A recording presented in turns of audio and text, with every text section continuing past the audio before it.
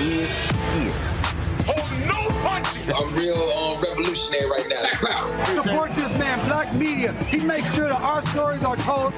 Thank you for being the voice of Black America, Roland. Stay black. I love y'all. All momentum we have now, we have to keep this going. The video looks phenomenal. See, this difference between Black Star Network and Black-owned media and something like CNN. You can't be Black-owned media and be scared. It's time to be smart. Bring your eyeballs home. You dig?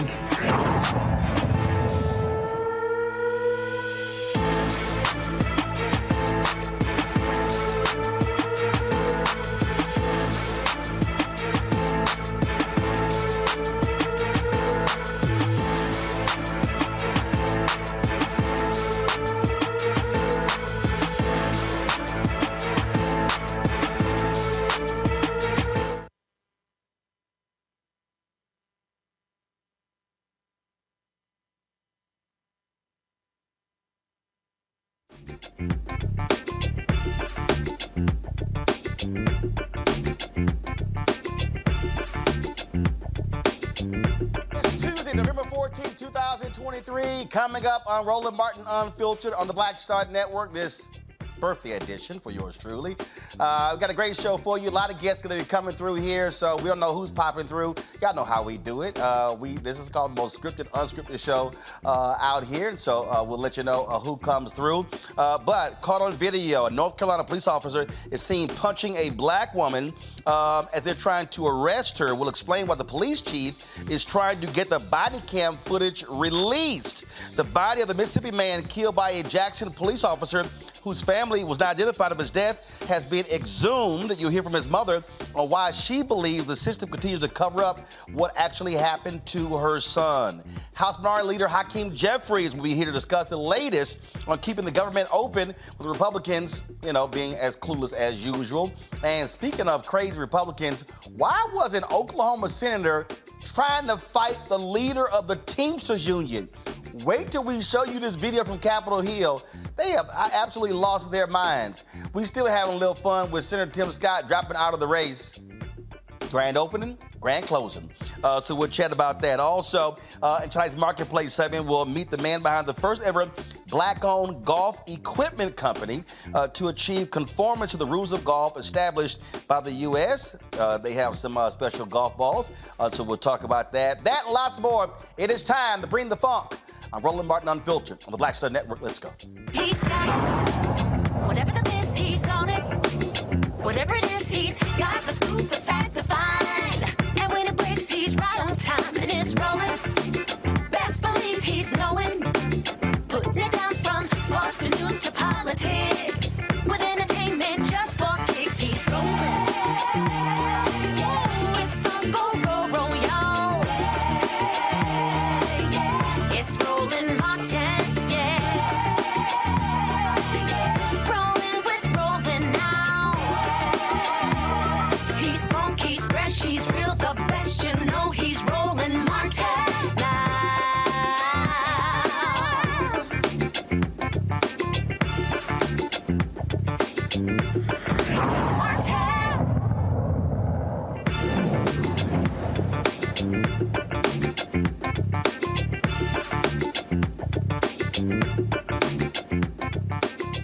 All right, I know some of y'all take off time on your birthday, but when you own it, you got to still work. So that's what we're doing here. We're looking forward to a great show. Got some breaking news. The House literally just passed a bill to avoid shutting the government down. We'll be joined at the bottom of the hour by Congressman Hakeem Jefferies, the Democratic Minority Leader, talk about what is in it now as it goes on to the United States Senate. So we will get to that a little bit later in the show. But first, a viral video of a black woman being struck and punched by a North Carolina police officer during an arrest has the Charlotte Mecklenburg, North Carolina police chief working to release the officer's body cam footage. Now, folks reached out to me on social media saying this is not getting lots of attention. Apparently, police approached a man and a woman smoking marijuana in public. When the woman reportedly punched an officer in the face, all of a sudden, they begin to take her down, and you begin to see this. This video was shot by bystanders. You see there, and you're going to see them punching her repeatedly as they are trying to handcuff her. Others were screaming, "Why are you doing that to the woman?" Now, the incident report says both refused arrest at the scene, and a struggle with officers began. The man was eventually taken into custody, and a 9mm handgun was found in his possession. The woman was lying on her hands, refusing to cooperate, resisting arrest. After several orders to stop resisting, the officer struck the woman 7 times with knee strikes and 10 punches to the peroneal nerve in the thigh to try and gain compliance. Now, Police Chief Johnny Jennings issued this statement, quote, "I had the opportunity to review this video, and it is not easy to watch. I never want to see an officer, much less one of my own, involved in a situation like this. Our officers are trained to engage and interact with people and manage situations to the best of their abilities based on the training they receive. When individuals physically assault officers and refuse to comply with police, and when they resist arrest, officers must physically engage with them to safely take them into custody. Our officers are often placed in difficult situations that require actions that can be difficult to watch. CMPD works tirelessly to keep this community safe." I watched the body cam footage, folks, and this is what he said. "I've watched the body camera footage and believe that it tells more of the story than what is circulating on social media. The public deserves to view this footage as well, but based on North Carolina state law, I am not permitted to release the body-worn camera footage without a court order. I have asked for our police attorney to file a petition with the court so we are able to share this video with the public. This process will take time, but CMPD will update as soon as the court allows." All right, folks, I'm joined in the studio by Mustafa Sadiq Ali, former senior advisor for environmental justice with the EPA, a great alpha man. We do what? What? You already complaining? I'm just making an editorial comment. What? You already complaining? Oh, that's right. You belong to that little youth group. Yeah, you're an Omega. That's right. Michael Brown, former vice chair, DNC Finance Committee. And again, he couldn't get into Alpha, so he's complaining. And of course, Randy Bryant, DEI disruptor. Glad to have all three in studio. Normally they're here via Skype. Michael ain't been able to get his Skype together for about 6 months. So I don't know what. See, you've seen the Alpha come by the house. See, we fixed that problem a long time ago. All right, let's talk about this here. So here's the deal. Somebody hit me on social media. They said, "Hey, this thing is not getting a lot of attention, and some light needs to be shown upon it." And here you have this police chief, Charlotte has had some issues, Michael, in the past. And this is an example, and I firmly believe this, where if you're police and if you know how social media operates, yeah, it is smart to say, "Hey, get this out as quickly as possible." Otherwise, we know how stories just grow and grow until you get the video out. And I think it was Memphis, if I'm not mistaken, one of those cities that really started to create, I think, the way police departments are supposed to do it, which is, as you just articulated, as quickly as possible, let the public see as much as possible, because the second you hide anything or keep it in the shadows or take too long, it starts to cause a little civic unrest. And so it's better to, and bring the community leaders in, make sure the family is comfortable. So I'm glad that Memphis started that, and hopefully people will continue it. But, you know, the problem is going to continue to exist until some of these laws are changed related to qualified immunity. Randy, I'm thinking back to, there was a case in Columbus, Ohio. This was 2 years ago, Makia Bryant. There was an altercation. She had stabbed someone, and she was about to stab another person when the cop shot her. And I remember when that happened, I mean, people were outraged, and Columbus did not waste any time getting that video out there to quell social media. That was a perfect example where the cops said, "Oh, no, hell no. We are not about to allow this thing to get out of hand. No, y'all need to see the video so you understand what took place." Yeah, it's absolutely the smartest move to do.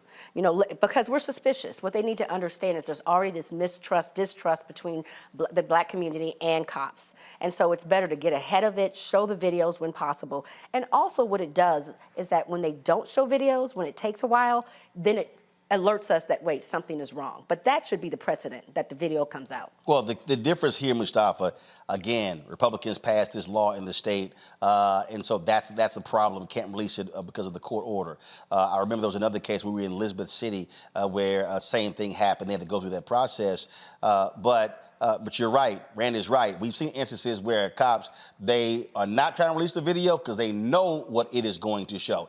Clearly, this police chief is like, no, I've seen it. I'm telling you, these people were in the wrong. We need to get this thing out as quickly as possible. Yeah, transparency is always the way to go, making sure that you're putting a spotlight on what actually happened. But we also got to make sure that we're addressing the violence that continues to happen inside of communities and the violence that happens from police officers. So one, make sure that you're getting the information out there. But two, we got to get to the root cause of why we have some of these things happening. Now, I've never been one to believe that there's one thing that is somehow the perfect be-all to end-all. But I think it was Rialto, California that may have been the first city that really went to body cam. There was a group in California, I remember seeing it years ago in 2020, where they were actually following around town, following cops. They were shooting video of different stops. And so they moved to that, and what they showed is that there was about a 70+% drop, not only in excessive force complaints, but also against cops as a result. And they said, hey, body cam footage helped the community and the cops. So if somebody said, I got beat, then you're able to see the video. If somebody lied about getting beat, the video will show it. One of the things that President Biden did in the executive order when they couldn't get the George Floyd Justice Act passed, Michael, was make that a requirement for all federal law enforcement officers.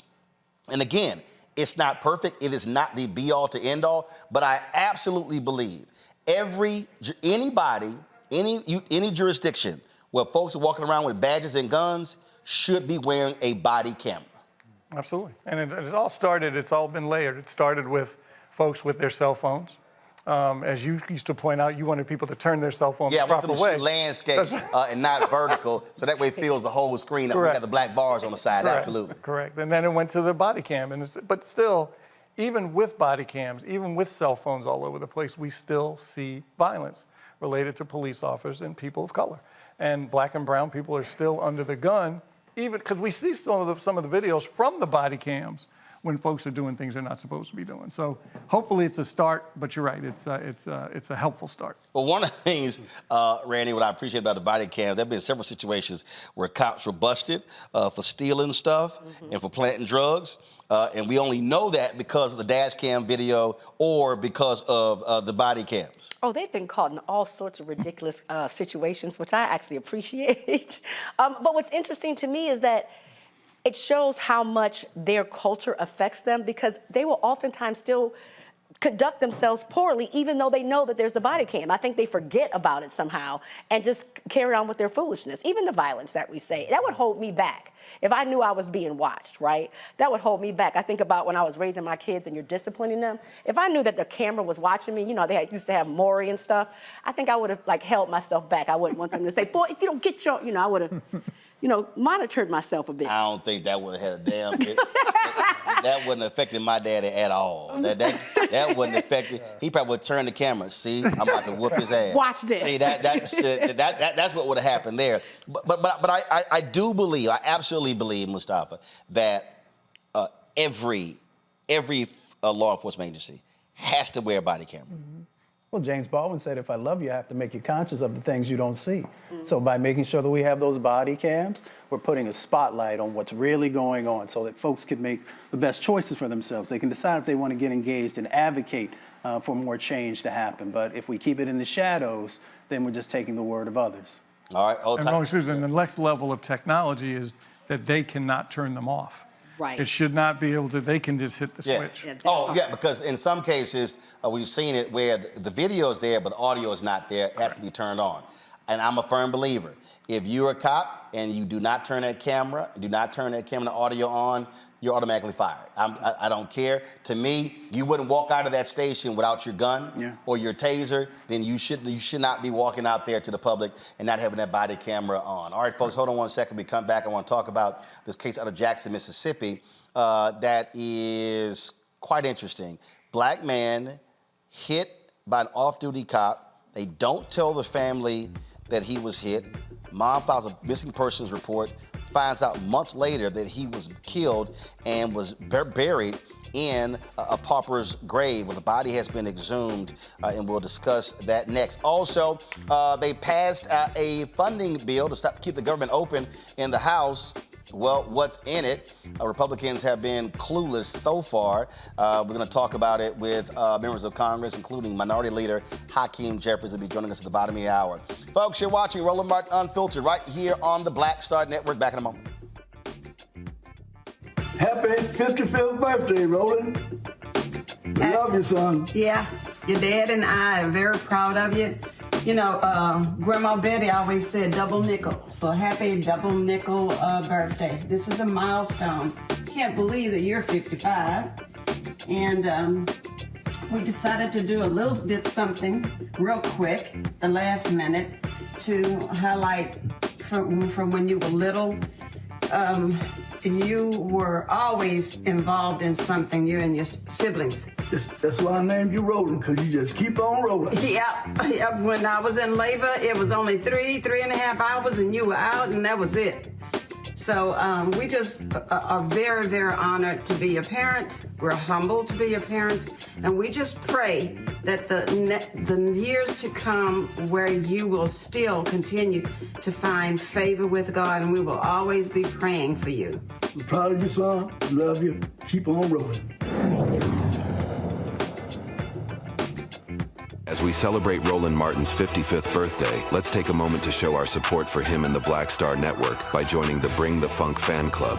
Roland Martin and the Black Star Network have been working tirelessly to provide a platform for diverse voices and to bring quality journalism to the forefront. Black Star Network consistently champions issues that are important to the Black community and gives a voice to the voiceless.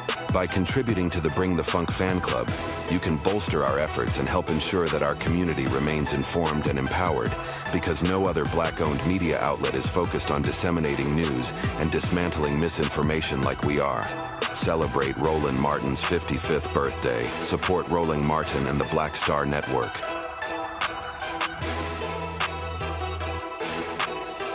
Happy birthday, Uncle Roro. Happy birthday. Happy birthday, big head man. Out of all my brother-in-laws named Roland, you're by far my favorite one.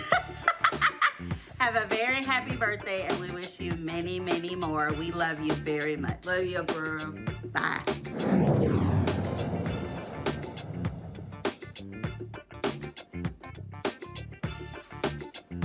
Body of a Mississippi man who was hit by an off-duty cop. Family never notified. The body has been exhumed by the family. Dexter's Wade family hired an independent medical examiner to perform the autopsy. They will also give him a proper funeral. Dexter Wade's remains were released on Monday, but his family said officials failed to honor the agreed upon time approved by a county attorney for exhuming the body. His mother, Betterstein Wade Robinson, was emotional when she wasn't allowed to see her son's body being lifted from his pauper's grave. I'm so disappointed. I was disappointed from the day this started. I came to y'all for help. I came to y'all for that help that I needed. Y'all cover it up. Y'all did that. Kept telling me no, no, no. We don't know where he is. Then come to find out, in y'all department, somebody did this. Now I ask, can I exhume my child and try to get some peace and try to get a state of mind? Now y'all take that from me. I couldn't even see him come out the ground. Y'all didn't give me the time to see him before he took his last breath. I didn't get to see him come from the ground. Okay, cover up. I mean, y'all keep telling me y'all didn't do it unintentionally. This is not an intention to me. But how? If this is y'all child, what would y'all think? Yeah. I mean, how would y'all feel? Everybody have children. So now if I come bury one of your children, and I come to you all, oh, y'all give me a slap on the wrist. Oh, it's just a misunderstanding. It's just bad communication. Is that fine with the system? Is this how the system works? Is this what I'm living in? And I'm living in Mississippi. And this is what I got to deal with? That I don't even matter. I pay taxes. Yes, ma'am. Yes, ma'am. I should matter somewhere. Yeah. I mean, where the cover up gonna stop? Where is it gonna stop? Ray Robertson last saw her son when he left home on March 5th. She filed a missing persons report a few days later, and it was in late August when she learned her son had been killed by a Jackson Police Department vehicle as he crossed I-55 the day she last saw him in March. I can only, first of all, I can't imagine, Randy. And here's the crazy part. They try to suggest that, well, we try to reach out to her.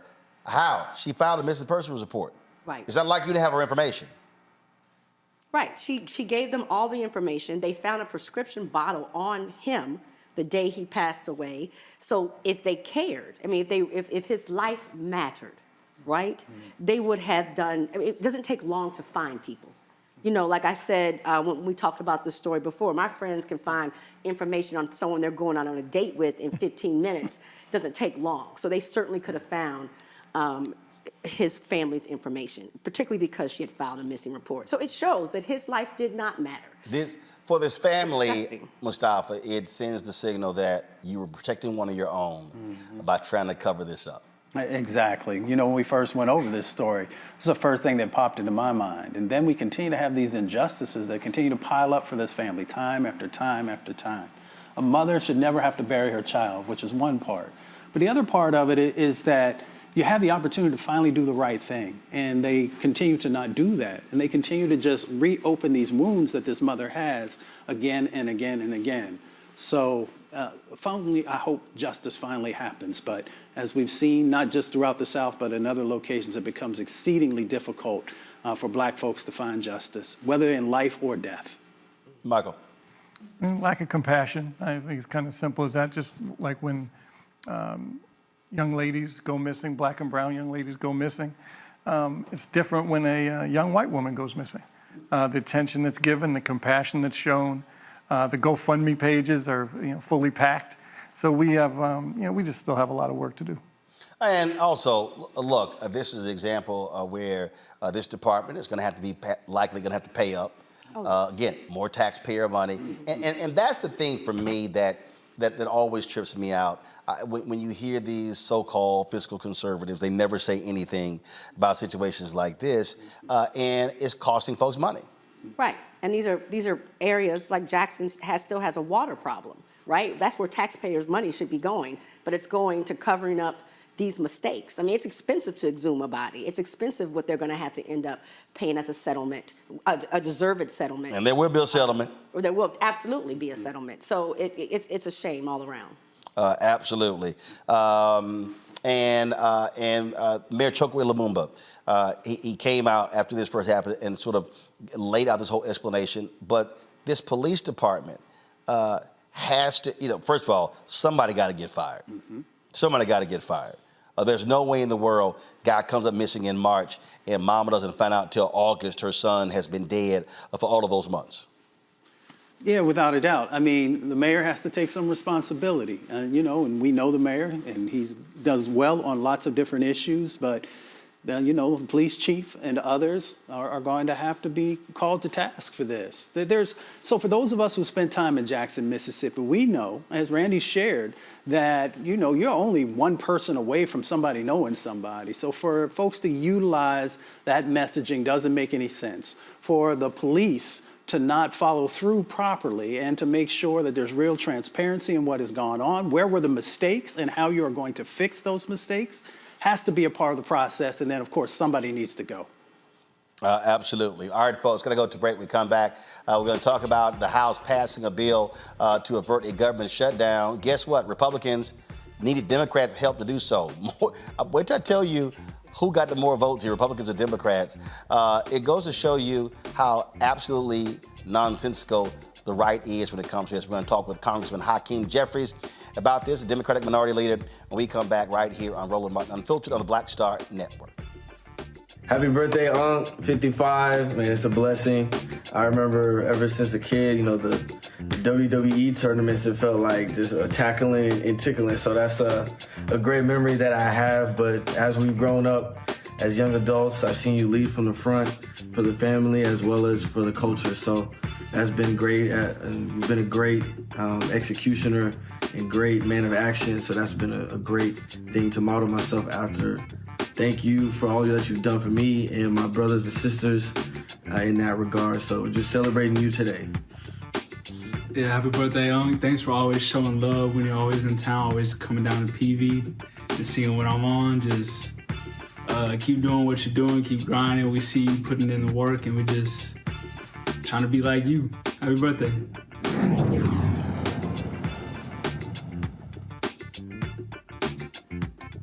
On the next Get Wealthy with me, Deborah Owens, America's Wealth Coach, inflation is on the rise. Interest rates are high. Can you still thrive during these uncertain times? On the next Get Wealthy, you're gonna meet a woman who's done just that, living proof of what you need to do to flourish during these uncertain times. These are times where you take advantage of what's going on. This is how people get rich or richer. That's right here on Get Wealthy, only on Black Star Network. Hi, I'm Dr. Jackie Hood Martin, and I have a question for you. Ever feel as if your life is teetering and the weight and pressure of the world is consistently on your shoulders? Well, let me tell you, living a balanced life isn't easy. Join me each Tuesday on Black Star Network for a Balanced Life with Dr. Jackie. We'll laugh together, cry together, pull ourselves together, and cheer each other on. So join me for new shows each Tuesday on Black Star Network, A Balanced Life with Dr. Jackie.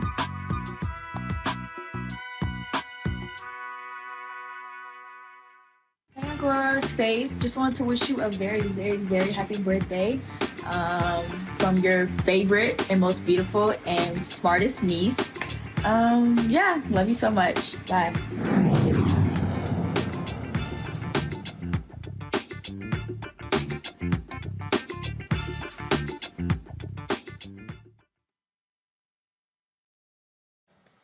All right, folks, the House has done their part when it comes to averting a government shutdown. Basically, all the Democrats and Republicans did was say, Democrats, please save our ass. And so more Democrats voted for this bill than Republicans. And so joining us right now is a Democratic leader, a House Minority Leader, Congressman Hakeem Jefferies. So I got my alpha brother over here, Mustafa. We got Omega in the House, Michael Brown, Congresswoman Jasmine Crockett. I'm one of her constituents, Congressman Jeffries. She's a what you a Delta? I'm gonna say don't do it. Okay, you're a Delta. And what you Randy? You AK? AK. All right, so we almost got the Divine Nine up in here, Congressman Jeffries. Leave the leader out though. I know that. I said here, Captain. Roland knows I'm bringing the crimson and cream to the scene. Yeah. We know about crimson and cream. I keep getting y'all dressed like deltas. I keep getting y'all confused. All right, let's get right to it. First of all, Speaker Mike Johnson, he needed your help for this bill. Yeah, well, first of all, happy birthday, my brother. You are so appreciated. Your advocacy, your brilliance, your articulation of the issues, it's all incredible. And I wanted to make sure that this moment didn't pass without being able to let you know how much we all appreciate you and wish you a happy double nickel birthday. Appreciate it. You're absolutely right, Roland. From the beginning of this Congress, we've said, look, House Republicans aren't going to be able to govern on their own. It's a chaotic, dysfunctional, extreme situation going on the other side of the aisle. And we've made clear from the start of the Congress that we're willing to find common ground with our Republican colleagues whenever and wherever possible, arrive at bipartisan agreements in order to meet the needs of the American people, but at the same time, push back against their extremism whenever necessary. We were able to find common ground today to avoid a government shutdown and make sure we can be there for the American people. This is stopgap. How long is it going to last? So it's going to go to January 19th. There are two bifurcated dates. So there's one date in January 19th, and then the second date in February 2nd. But that should give us a sufficient amount of time in order to arrive at a full year spending agreement. Basically, you've got President Biden and the administration, Senate Democrats, Senate Republicans, House Democrats, who are already willing and able to do what's necessary to fund the government for the balance of the fiscal year. But the House Republicans are still out there on an island acting like we're going to allow them to break the agreement that they themselves made with respect to spending numbers in May. We're not going to let them break that agreement. We're not going to allow them to demand these extreme ransom notes. We're never going to pay it. And so it's time for them to just come to the table so we can do what's necessary for the American people. I've been making that point I was in Virginia, had about 5 town halls with folks helping House Virginia Democrats take back the House there. My frat brother Don Scott would become the Speaker of the House in Virginia. And as we were talking to folks out there, and I've been dealing with people all on social media, people have been complaining, saying what Democrats haven't done, what Biden hasn't done. I had to remind folks, if the Republicans had their way, they literally would be cutting out 80% of benefits to women and children. They will be cutting out Pell Grants. So all the folks who say they're looking for help, whether you're college students, student debt relief, things along those lines, these are the folks who absolutely, they want to take a sledgehammer to all of that. That's absolutely right. In terms of funding the government at this particular point in time, we had to draw a line in the sand and say that we'll work with them on passing a continuing resolution, but there will absolutely be no cuts. They wanted to cut Social Security and Medicare and Medicaid and support for women, infants, and children and nutritional assistance, cut Pell Grants, cut support for affordable housing across the board. And we said, no, not a single cut is acceptable to us. We held the line. Jasmine Crockett, others held the line, and as a result, we were able to pass a continuing resolution at the current fiscal year spending levels with not a single cut and not a single right-wing policy rider to do things like undermine diversity, equity, and inclusion programs, which are designed just to make sure African Americans and others have a fair shot in America.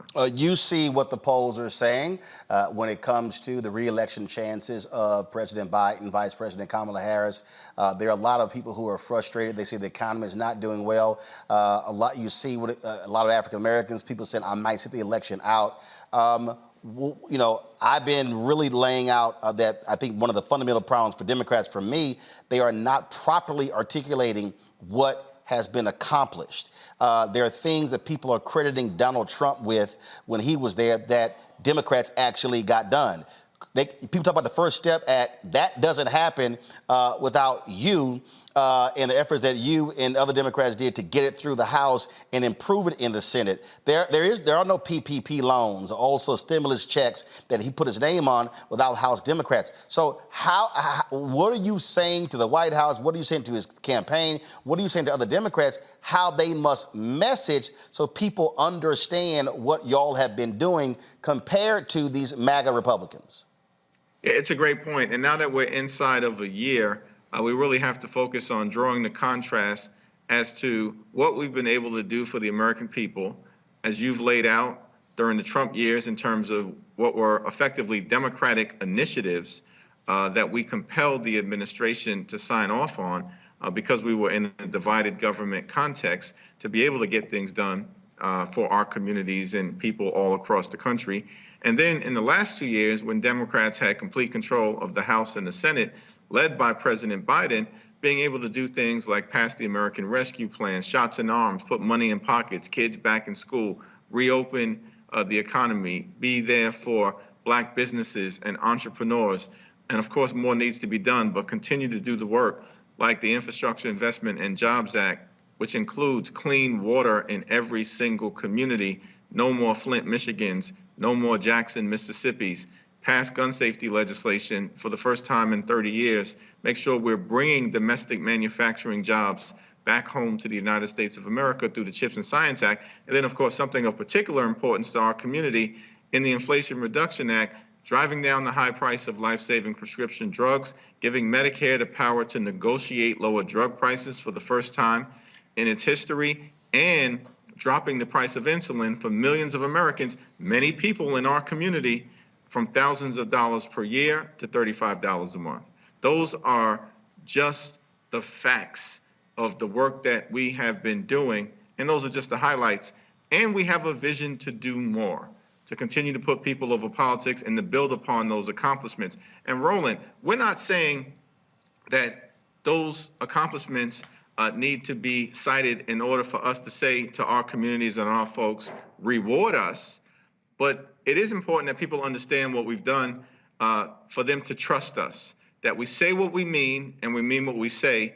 We've done the work. We'll continue to do the work if you give us the opportunity to continue to govern. Yeah, but also if Republicans are able to get control of, keep the House, take control of the Senate, we're in the White House, a lot of those things will be repealed. Republicans have already made clear that they want to get rid of the Medicare cap of $35 for insulin for folks. That's a lot of black grandmothers and grandfathers and mothers and fathers and aunts and uncles who are now paying that $35. And so one of the things that I articulate to people, that to me, this ain't about a D or R, blue or red. It boils down to there are things that how black people have benefited in the last several years because you've had Democrats in control of the House or the Senate and also the White House. You lose those things. It's a whole bunch of stuff that is going to go away. That's exactly right. The stakes are high in terms of what's been done and what can be taken away if the extreme MAGA Republicans are able to be put back into power. And that's basically been their agenda from the beginning. Things like Social Security and Medicare are on the table, reproductive freedom on the table. We want to make sure that folks all across the country have the ability to select your representatives, your member of the Senate, to be able to effectively determine who the president of the United States is going to be moving forward.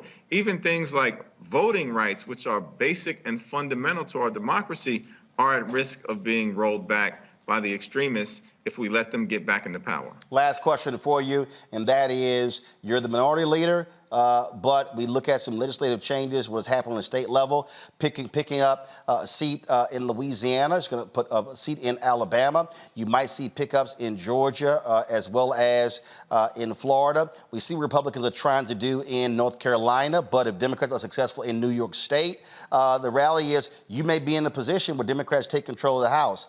Like I said, I spent time in Virginia, and one of the things that Democratic Minority Leader Don Scott said, he said, we needed to go to places, go into communities, not just rely on strategists and rely on television, and really be seating the ground talking to people. I've said consistently that if Democrats have any shot next year, they got to spend the first 6 months on what I call an education and enlightenment tour, as opposed to saying, hey, vote, vote, vote. It has to be an education piece to really get people to understand why they must turn out in order for you to become Speaker of the House. It's a very good point, Roland, and you've been at the forefront in making sure that all of us are delivering the information in a way that educates and enlightens, as you've put it so eloquently. And I think that that's a model for us to adopt. I had the opportunity to congratulate Don Scott a few days ago, and it certainly was a big part of the historic effort that took place in the Commonwealth of Virginia last week, something for us to be able to build upon. And there are real opportunities. You mentioned Alabama and Louisiana and Georgia and Florida as possibilities. Some of the districts in New York, including in Long Island, which has a substantial population of color, New York 40% of color, 20% African American. The fate of the House of Representatives in many ways will turn on whether communities of color are invested in this election. And that's just not showing up in church the Sunday before the election, asking people to vote, but really laying the groundwork and developing an authentic relationship. I look forward to continuing to talk to you about how to best do that as we move forward. Congressman Jeffries, always good to see you, my brother. Thank you so very much. Happy birthday, my brother. Yes, sir. Thanks a bunch. All right. Folks, in-house, Congresswoman Jasmine Crockett, she was going to tiptoe out of here. She came by. She said she had some other stuff. Then she remembered. She said, dadgummit, wait a minute. She said, he's a constituent of mine. I'm still registered in Texas. And so yeah, I'm a voter. That's right. And my mama and daddy are voters. They are. And my sister and election workers. Election well, they workers. retired. They put in their retirement. And so when I went to vote, they were begging. The woman said, everybody coming here saying, she said, I tried everything. Yes. But no, mom and daddy said, listen, we done put our time in. And they were begging them to come back. We're like, nah, we good. But here's the deal, though. What Republicans did in Texas drove a lot of people out with the crazy laws they passed, allowing for these MAGA people to be able to look over your shoulder and stuff like that. That's why I wanted to highlight their service, because we know that there's been a push not only in Texas, but throughout the country. And yeah, there are staples. There are people. I know exactly where they be at, right? Like everybody, like, you know, like people have a routine. And even in Texas, we have the opportunity to vote anywhere you want to, but people show up looking for certain people. So. Oh, when I went to vote last Tuesday, the woman said, everybody been coming here asking for your mom and daddy. She's like, I tell them, I tried to get them to come back. I tried. Yeah. So they like retire, but they gonna be doing something. Yeah. In fact, I guess what the school district had a proposition. And my mama, she was working on it. I said, woman, you don't believe in no retirement. So she's like, she gonna be doing something. Went there, had the proposition ballot all filled out and everything. Everything was circled. I was like, okay, all right. I see you putting in the homework. Yeah. But let's talk about this drama in Congress. Y'all got that Michael Singleton. And so I've been cracking up at your tweets because all throughout the nonsense with Kevin McCarthy, you were like, all right, y'all, here's another day of nonsense going on. Here's another. It was always another thing explaining the craziness that was happening. Yeah. So yes. Hold on, we're going to be real black. It's like at the house. Sure, Michael, grab that chair and just pull it up. All right. Just sit right next to Mustafa. See? We created this living room style. It's like at the house. Just pull a chair and just sit down. Go ahead, Congresswoman. No, I was just going to say, so when we were going through the speaker drama, I started tweeting about all the behind-the-scenes drama, and it became a thing where people were looking for my tweets about what was going on, but it gave insight to people about, like, how reckless these people are. And so they were like, you got to keep this up. And I was like, maybe while we're not actually in session, I got the time. So now they're like, you really should keep it up. And I'm like, listen, so once we get back into votes and into committee and to, we had to do a security briefing today about things that are going on overseas. And so I was like, I'm not going to have time. But today at 1 o'clock, I was like, I'm going to make time. Right. Because it came out that McCarthy assaulted one of his homies. And then it came out, you missed the McCarthy one? Well, I've been a little busy today. Oh, listen. We've been cleaning the studio up. We're getting a little busy today. No. So McCarthy supposedly elbowed Burchett, he said in his kidney. He couldn't just say in his back, in his kidney. And so then, and Burchett was doing an interview at the time. And so then he turns around and is like, hey, what's going on? And then McCarthy walks off. So Burchett chases him. And then the interviewer chases with him. So there's the audio of the whole thing. And then he confronts him. And then Kevin McCarthy hides behind his security. So, I was like, you got white-on-white crime in the camera. Listen, it's all the time. And so basically I was like, can we stop with the stereotypes and all the things that we say about, people of color and how women are so emotional, because all the emotions that were flying around today, definitely it was not coming from the women. It was coming from the men. So then on the Senate side, you had Bernie, you know what I'm saying, using the power of his finger. Oh, no, I'm going to play that. I'm going to play that a little bit later. Shamichael, 95 Republicans voted against this. More Democrats voted for this bill than Republicans. But conservatives, they real pissed off. They're like, all right, we're going to hold off because they're literally talking about taking out Mike Johnson. But here's the whole deal. This small little group of people, they can't run the joint. They can't. Now, they can stop stuff from happening, but if they want to make themselves look like buffoons a little bit longer, go right ahead. Yeah. I mean, look, remember the new speaker, and I know Congressman Johnson very well, he didn't require a change in rules in terms of the motion to vacate. And so from my understanding, I've been talking with a bunch of friends on the Republican side, staffers, they're going to give him a shot for the two stopgaps, so January 19th and I believe the second week of February, to see if they can, to see if they can figure out a deal between now and then. But you have about a third of the caucus, the conference, that's not very happy at all. They did want cuts. Their constituents wanted cuts. And if you recall, back in September, this was the same thing that McCarthy did that required Democrats to help him pass a CR. Johnson is doing the same thing. And so I think he's safe for now, but I think next year's going to be different. A third can want cuts, okay? I was not, I hated math. I didn't care about geometry, algebra. I get it. But last I checked, you need 218. I get that. 217, 218. But remember, so a third ain't a majority. It's not, but Roland, remember this. It only takes one Republican to file a motion to vacate.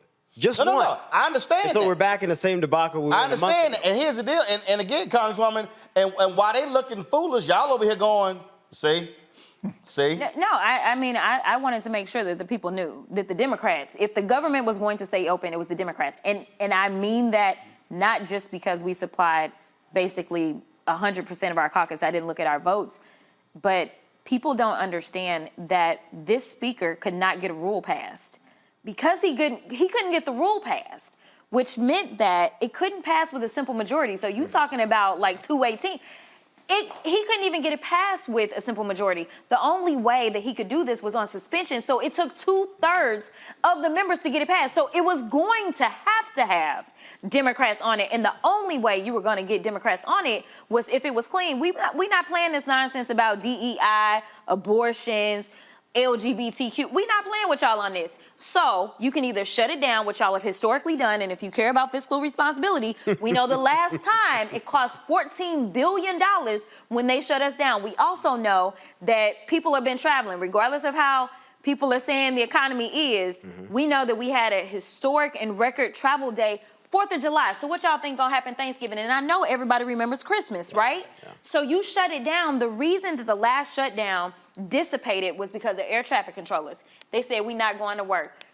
I got news for y'all. We're already down 30% on our air traffic controllers as it is.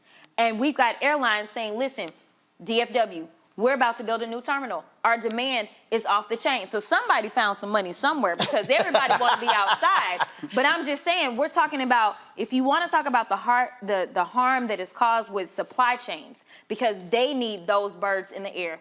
For everybody that just want to be outside, or for business folk that are needing to travel. Right. Like, people don't understand, and you talk about them talking about they want the cuts, but let's be clear. The Republicans right now have not been able to get our farm bill done. We do that once every 5 years. Yeah. That's where we deal with SNAP benefits. You know who uses more SNAP benefits than anybody? Rural America. Well, that's interesting. No, hold on. So the farm bill. You remember, Con, you said rural America. No, white people. Yeah, so the farm bill is a major. I'm going to go ahead and say it because. No, I'm going to go ahead and say it because here's the whole deal. No, we got to go ahead and say it. No, you ain't got to say it. I'm going to say it. I'm going to say it. A lot of broke white people, okay? There's a lot of broke white people, okay, who need them damn SNAP benefits. Can I say, though, to the $1 trillion farm bill, which is a big bill, I mean, there are some economic concerns that I think Republicans and Democrats are going to have to figure out in terms of long-term spending, such as? Not just a continuation of government. So the Treasury just had their sale of Treasury notes, I think yesterday. It did not go very well at all for the first time in decades. And so for people who don't understand that, in order for us to have more debt, you have to sell notes to investors, domestic investors, foreign investors. Most of those folks aren't buying those notes because they're concerned about the fiscal health of the country. So you do got to keep it open. I agree with the Congresswoman in that regard, but you do have to address this spending long term. We have to. We don't have a choice. So you basic say, economics. You say it's the fiscal health that's the problem. I personally believe it's the destabilization of our government that is causing a problem. And we saw when we ran up on the debt ceiling, what ended up happening. We ended up being downgraded, correct? And we actually just had a warning flash at us again that we were looking to be downgraded again as we ran up on the shutdown again. It is not so much, because the deal is we'll raise the debt ceiling, we'll pay our bills, and honestly, as we look at the destabilization of the world's economy, this is still one of the best places to put your money. It is. But the problem is that people are looking at a lack of stability in this country, and it is not on my side of the aisle. I'm gonna just be clear. I ain't trying to be extra partisan. I'm just trying to tell you the facts. No, right now, I agree. we know who it is. Literally, y'all want like they want to act like they mad all the time, but y'all need us. But you don't want to talk to us. Congresswoman, I agree with you in terms of the perception of political destabilization from an investor's and a business perspective, and you're absolutely right in that regard. However, you do have to manage spending. That anybody in business understands that. But I'm glad you brought that point up, because, Michael, here's what was totally confusing to me. I sat there and watched all these Republicans say, all right, in order for us to cut a deal, when it came to sending the $14 billion to Israel, we're going to need y'all to cut the money that we allocated for IRS. And the money for the IRS was to actually go after all these rich folks who've been cheating on their taxes. So I'm trying to figure out how you going to cut. That's like me having a media company and say, okay, I'm going to cut all my salespeople. That's the folk I need to go out to go get ads. And because Republicans have this disdain for the IRS, but we know for a fact, the reality is the people who are cheating on taxes are not even the top 1%, the top 0.3% of the country. And so I'm like, you trying to protect them? Oh, tell me how that was going to say. I'm trying to figure out why some broke-ass white person in West Virginia, Georgia, Tennessee, Alabama give a damn about protecting the IRS. Yeah, well, you know. What? The show called Unfiltered. And I own it, so I ain't got no. The only boss I got is God, so I'm good. Michael, go ahead. You know, it's interesting when they talk about the debt or how much they care about it. So just retract the old tax cut for the rich and powerful of the country. Do that. They talk about they never talk about the $8 trillion they let go by during the previous administration under 45. They don't, you know, so when it's time for them to do debt, it's only when there's a Democratic president. How about worry about debt? We all need to worry about debt because we know it passes along to our children and grandchildren. But the problem also with the GOP is they have to take orders from the leader of their party. And when they take, and that's Donald Trump. And that's Donald Trump. And he has a particular agenda. Who is as unstable and as crazy as you get. But the problem is they listen and they do what he says. So as long as that continues, we're going to be in the same kind of. And Mustafa, look, here's the whole deal. I absolutely understand, without a doubt, you got to have a strong defense. But when Biden presents a defense budget, and they go, you know what? Let's just add another 40, 50 billion to that. The defense budget is nearing 900 billion, on its way to $1 trillion. Now, when Obama was president, a study was released, and that sucker was hitting real quick, that showed there was $125 billion of waste in the Pentagon.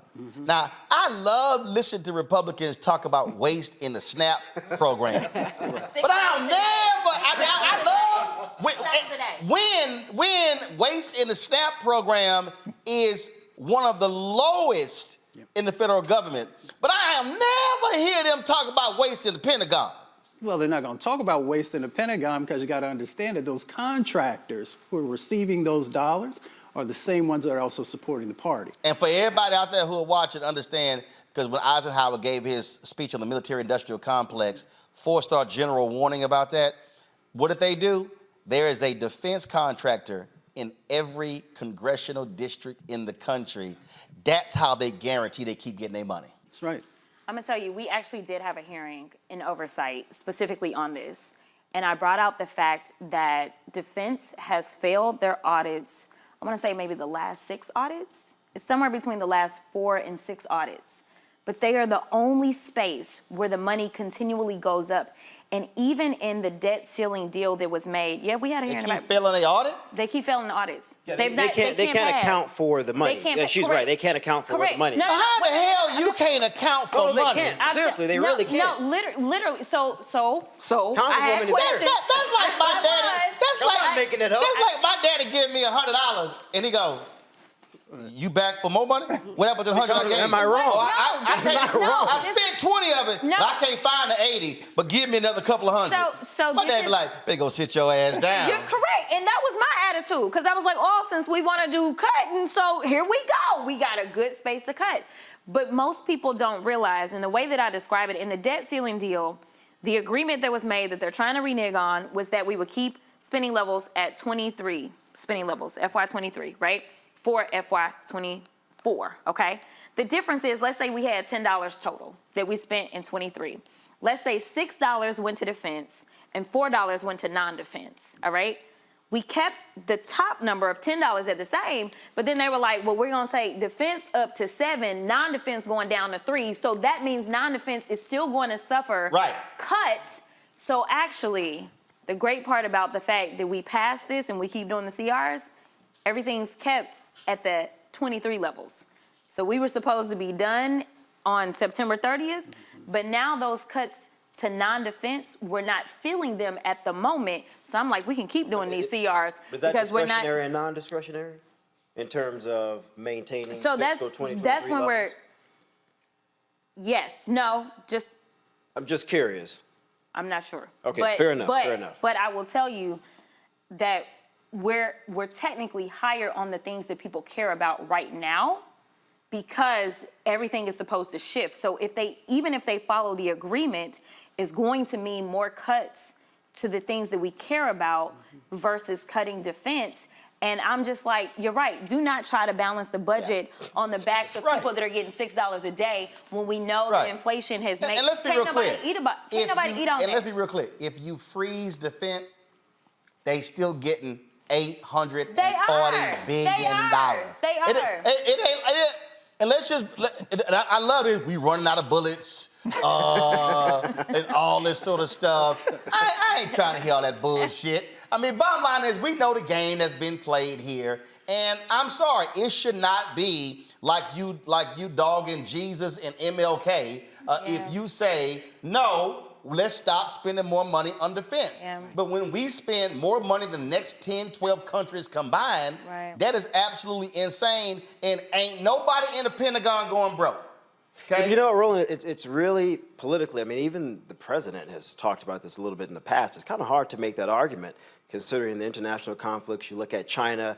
No, it ain't hard. Wait, hear me out first. But Roland, hear me out first, though. But hear me out first. I understand, but I'm saying in terms of the articulation from the White House. I'll give you a home example. Go ahead. Daddy gave me $100. I get the example, Roland. I spent 20. I lost or I can't find the 80. Right. I say, Daddy, I need another 100. He's like, what happened to the 100 I gave you? I spent 20, can't find 80. You know what he gonna say? I advise your ass to go look in all them pockets and look under that bed to find the other $80 before you come back to me for more money. But I just said the Pentagon, they don't know where, the Congresswoman just acknowledged what I just said. They don't know where the money's going. If you don't know where it is, how about you, if your ass can find Osama bin Laden, you can find $125 billion. I'm with you. I asked the same question. I did. So much like much of our government, our technology is nowhere where it should be. Yeah. So they were saying that the technology that they have, I said, but y'all got enough money. Okay, y'all got enough money to get the upgrades. And hold up. For the people at home, let's also understand, there's also a secret budget. Right. Yeah, the black budget. Yeah. That y'all don't even know what's in it. Yeah. That just get approved. Well, correct. But this was my deal. I said, and I was on them, because I'm like, this is ridiculous, because I'm having a fight for SNAP benefits for my constituents, and y'all over here playing games. Literally, I think one of the audits said they were spending something like $10,000 for toilets or something, and it was something that was supposed to only cost $300. We were paying $10,000, whatever it was. I don't remember if it was toilets or whatever. But long story short, I said, okay, so I understand you on the technology, and I was like, if you were to get rid of all of your technology and upgrade everything, how long would that take? Oh, I'm not sure. Okay, I need somebody to give me some answers. It would take years, but here's the deal. We already years behind, and I would rather you take the time and get on this instead of coming back, getting more money. And here's why it's going to take years, because the defense contract is going to say, oh, y'all keep wanting this and this. The defense contractors put in overages in their proposal. They do, but we are also behind in terms of certain military technology compared to China. That's a fact, Roland. That's a fact. It's not my opinion. First of all, let me explain something to you. Again, go ahead. On this whole, we behind, we can't find, and all this sort of stuff like this here. Again, This is just real basic to anybody out here. No. It's real basic. Any defense contractor, you bring this shit in late, you're getting hit with a penalty. No, they put the overages in the budget. No, I understand. Well, we know they're gonna be late, so we're gonna tack on by 28% to the overall number. So I know it's supposed to cost us $38 billion, but what the hell? It's really gonna cost us about $42 billion because y'all gonna be late. No, where I come from, you deliver some shit late to me, I'm getting a cut. That's Only fair. the government goes, no, we gonna give you a raise. Only in certain situations. Right. So when it comes to these contractors that are in the space that we're talking about, we give them all kinds of leeway. But if you are someone who is a different type of contractor around transportation issues or environmental issues, you are held to a different standard. And for the folks who are watching who actually get community grants, if you don't have everything in alignment, and once they do that audit on you, and if you don't meet the letter of what you were supposed to accomplish, you can go onto a list and never get another government grant or cooperation. So when you say it's hard for the president, no, it's not. President Biden should say to all defense contractors, if your ass late, we ain't paying because you late. I understand and that. every person at home gonna go, I get that agree with point. that. Roland, I get that point. But again, my point is, considering the missile technology that China currently has, they're ahead of us probably about 5 years right now. This is really serious stuff. And we do need to balance the budget. Go find that $125 billion. We do need to balance the budget. It's not going to happen in one fiscal year. So in terms of cutting or freezing the budget, I just don't think that's realistic. It's real simple. If you got the $125 billion, your ass can go find the $125 billion. Roland, that's easier said than done. Hold up. All this, we can't find it. We talking about $125 billion. I understand. $125 billion. No. Roland, I know the amount of money we're talking about. $125 billion. I get the amount of money we're talking about. That ain't like I lost a $5 bill. No, Roland, I get that. But if you ask the Pentagon, which the Pentagon, and I saw that hearing that you guys had, they have said that they're trying to modernize to it's $125 billion. Roland, it's easy to say that, but we don't know where it's at. So we can keep saying that, but we don't know where it's at. So, Here's the problem. Here's the problem. I worked on Capitol Hill in 2007 and 2008, and these are the exact same things that folks were sharing at that time. That's my point. So Randy, we just got. Can you name me a CEO in America? If he went to the board of directors and said, "Say y'all, we can't find $3 billion. We don't know where it went." Michael, can you name me a campaign in America if they said, "Hey, Michael, I know you raised $50 million for the campaign, bro. We can't find 7 of it. We don't even know where it went." What's gonna happen? Going on vacation for a little bit. That's all I'm saying. That CEO is gone, but again, I think the Congresswoman's ultimate point was $125 billion. Let me speak. I think the Congresswoman's point was clear in terms of trying to get the Pentagon to eventually balance its budget. But that's not going to happen overnight. Follow me here. Okay, President Biden has forgiven $127 billion in student debt. They ass can't find $125 billion. Roland, I'm not disagreeing. That's with the literally. Point. I'm not disagreeing with the point. But for people who are watching this, though, I just don't want this idea that this is just as simple as, oh, tomorrow they found the money. It's not. I've worked in the government. I was a presidential appointee. It's not that freaking simple. Which is why, to the Congresswoman's point, the demand should be that when they have to modernize. Correct. Roland, the technology is behind, man. I'm not making this up. I'm telling you right now, I'm going to a break, but I can guarantee you, it's some black mamas and some black daddies who have balanced the hell out of a checkbook. Send them to the Pentagon. See, I'm telling you right now, I guarantee you, I can march 100 black mamas and daddies into the Pentagon. We'll find the money. And the opening meeting's gonna be like, everybody getting their ass whooped if we don't find it $125 billion. I'm telling you, hold on, like, damn your modernization. I'm gonna go all the way old school. It's a bunch, somebody getting their ass whooped until we find $125 billion. In a week, I'm in support of that. 50 billion gonna show I am up in support of that. in a week. I'm just letting you know. Get them there, Roland. I'm just letting you know.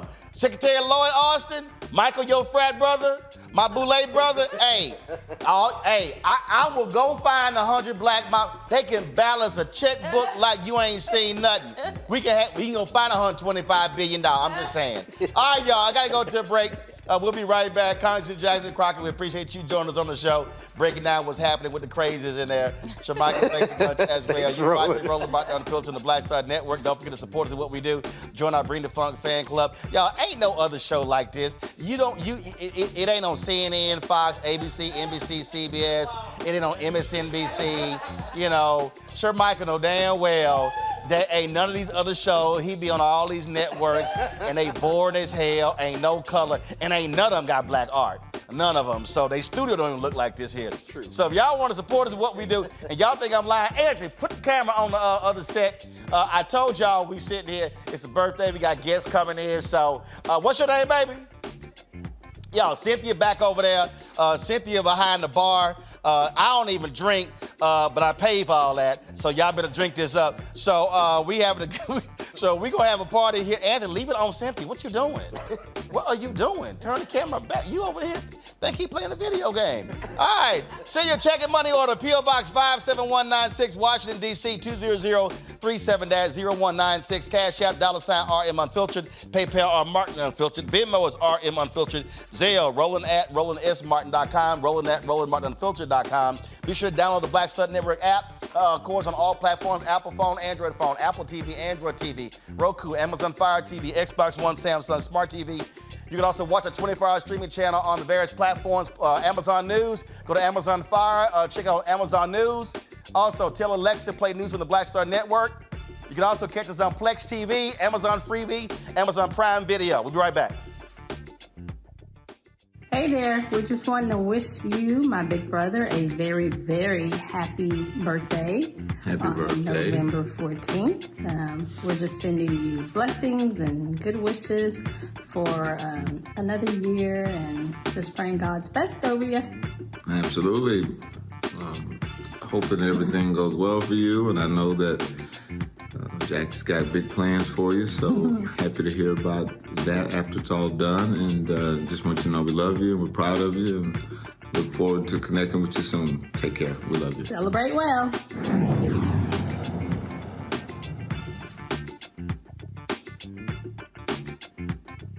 Next on the Black Table with me, Greg Carr, we welcome the Black Star Network's very own Roland Martin, who joins us to talk about his new book, White Fear, how the browning of America is making white folks lose their minds. The book explains so much about what we're going through in this country right now, and how, as white people head toward becoming a racial minority, it's going to get, well, let's just say, even more interesting. We are going to see more violence. We're going to see more vitriol, because as each day passes, it is a nail in that coffin. The one and only Roland Martin on the next Black Table, right here on the Black Star Network. I'm Dee Barnes, and next on The Frequency, we have griot, performance artist and author, writer, singer, and composer, Queen Mother Nana Camille Yarborough. Please join us for an incredible conversation about knowledge, wisdom, and power of the elders. I'm a perception changer. You're a rearranger. You're a mind evolver and a problem solver. You're a beast eater, a soul excreter, a void filler, and a bile spiller. You are a thought former, a plan former, a power orchestrator, and a tongue translator. Right here on The Frequency on the Black Star Network.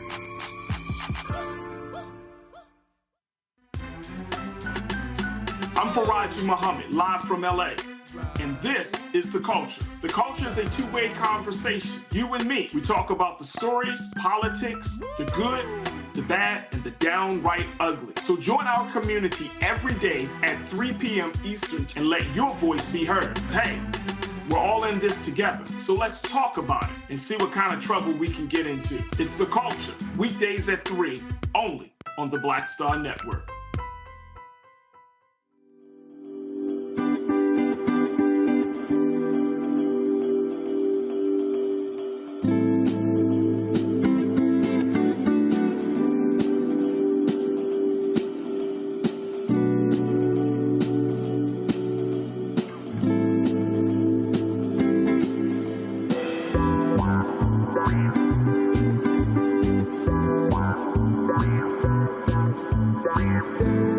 Madrid on the streets, a horrific scene, a white nationalist rally that descended into deadly violence. White people are losing their damn minds. As an angry pro-Trump mob storms the U.S. Capitol, we've seen shooting. We're about to see the rise of what I call white minority resistance. We have seen white folks in this country who simply cannot tolerate black folks voting. I think what we're seeing is the inevitable result of violent denial. This is part of American history. Every time that people of color have made progress, whether real or symbolic, there has been what Carol Anderson at Emory University calls white rage as a backlash. This is the rise of the Proud Boys and the Boogaloo Boys. America, there's going to be more of this. Here's all the Proud Boys, guys. This country is getting increasingly racist in its behaviors and its attitudes because of the fear of white people. The fear that they're taking our jobs, they're taking our resources, they're taking our women. This is white fear.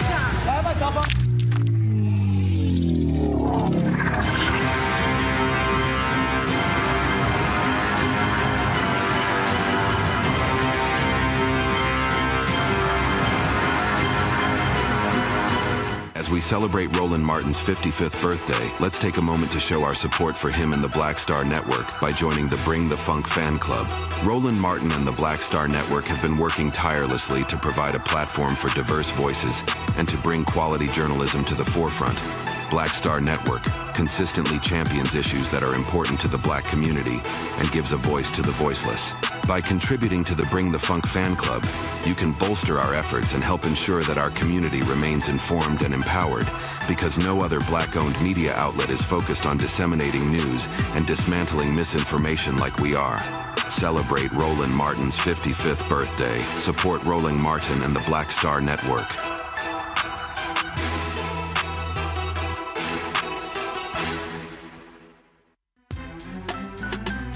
I'm Faraji Muhammad, live from LA.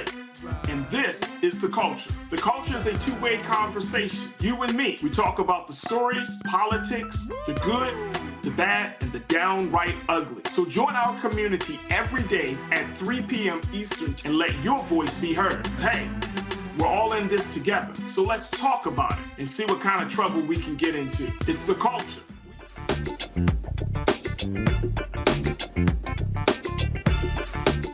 I hope you enjoy your 55th birthday and you have many more to come. Thanks for all that you do.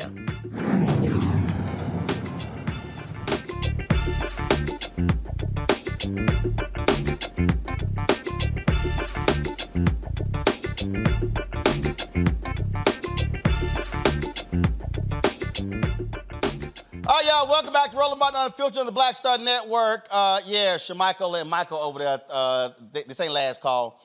So they over there getting them a drink. It is my 55th birthday, and so we decided to have folks in the studio. And y'all understand, this was not planned. I told Carol on Thursday, I was like, oh, you know what? I said, let's have some panelists in the studio. Then I went, oh, yeah, why don't you invite some other contributors by? Then I was like, you know what the hell? Just sit them down over there. I said, call the caterer. Then I was like, I hit Lindsay. I was like, you know, Lindsay, I need a bartender. And so we got all that together, and then sent people graphics. They were like, well, I needed more advance. I was like, listen, we don't give you more advance, okay? Just damn it, bring your ass up. Like, I grew up, we had get-togethers all the time. So I don't know what's up to people in D.C. They got to have like a week and 2 weeks and, you know, all that official bullshit. But anyway, come on, Michael. Come on, sit down with your drink. You going down, because ain't no damn Sprite. Y'all know damn well. I know ain't no Sprite in Michael's deal. The damn well. Watches your show. This about to be hashtag Club Brown Liquor. All right, y'all. So y'all heard about the little fight between McCarthy and the other dude, but I gotta play this one first, y'all. That is, somebody sent me this video. So there was a hearing today in the Senate, and you had a Republican senator from Oklahoma who was not happy with my man who leads the Teamsters, and it almost got a little physical. Roll it. Like he's self-made. Sir, I wish you was in the truck with me when I was building my plumbing company. Myself and my wife was running the office because I sure remember working pretty hard and long hours. Pretends like he's self-made. What a clown. Fraud. Always has been, always will be. Quick the tough guy act in these Senate hearings, you know where to find me. Any place, anytime, cowboy. Sir, this is a time, this is a place. If you want to run your mouth, we can be two consenting adults. We can finish it here. Okay, that's fine. Perfect. You want to do it now? I'd love to do it right now. Well, stand your butt up then. You stand your butt up. Oh, hold on. Big guy. Oh, stop it.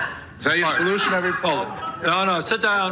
Sit down. Okay. You know, you're a United States Senator. Sit down. Actively. Oh, okay. Sit down, please. All right. Can I respond? Mr. Hold it.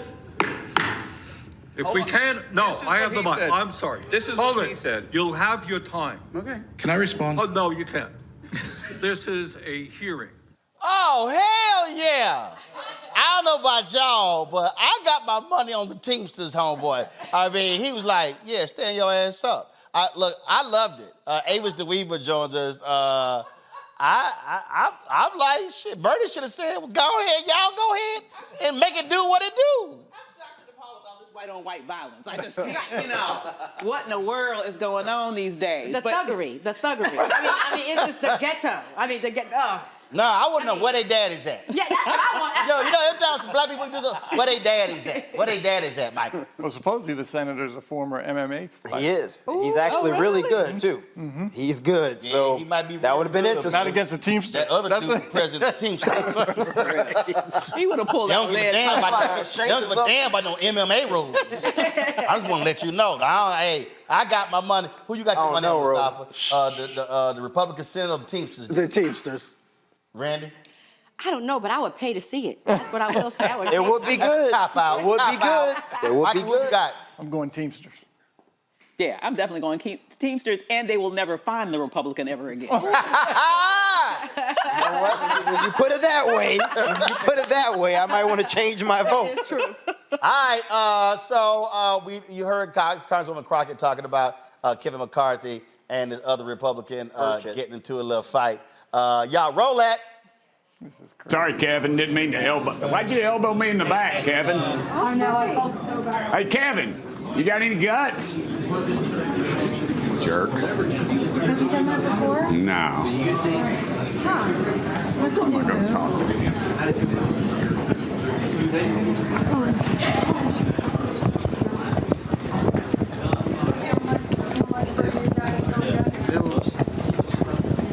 Hey, Kevin, why'd you walk by me and elbow me in the back? You got no guts. You didn't so. They sat there and the reporter said it right there. What kind of chicken move is that? You're pathetic, man. You are so pathetic.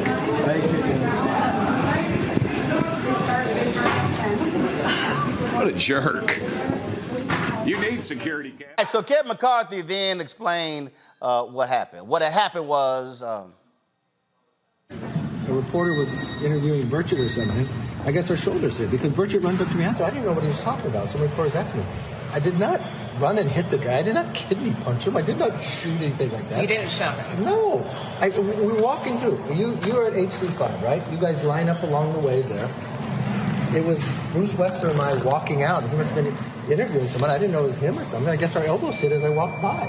I didn't punch anybody. Did he run after you? No. Yeah, well, I guess it happened because when I was walking back further, I was saying somebody was interviewing me or talking to me, and he comes running up like, why did you hit me or something like that? I said, I don't know what you're talking about. I didn't even know something transpired. But reporters and witnesses said it looked like there was plenty of room for you to walk and that you intentionally hit him. There is, okay, not a place. Show me a reporter who saw that.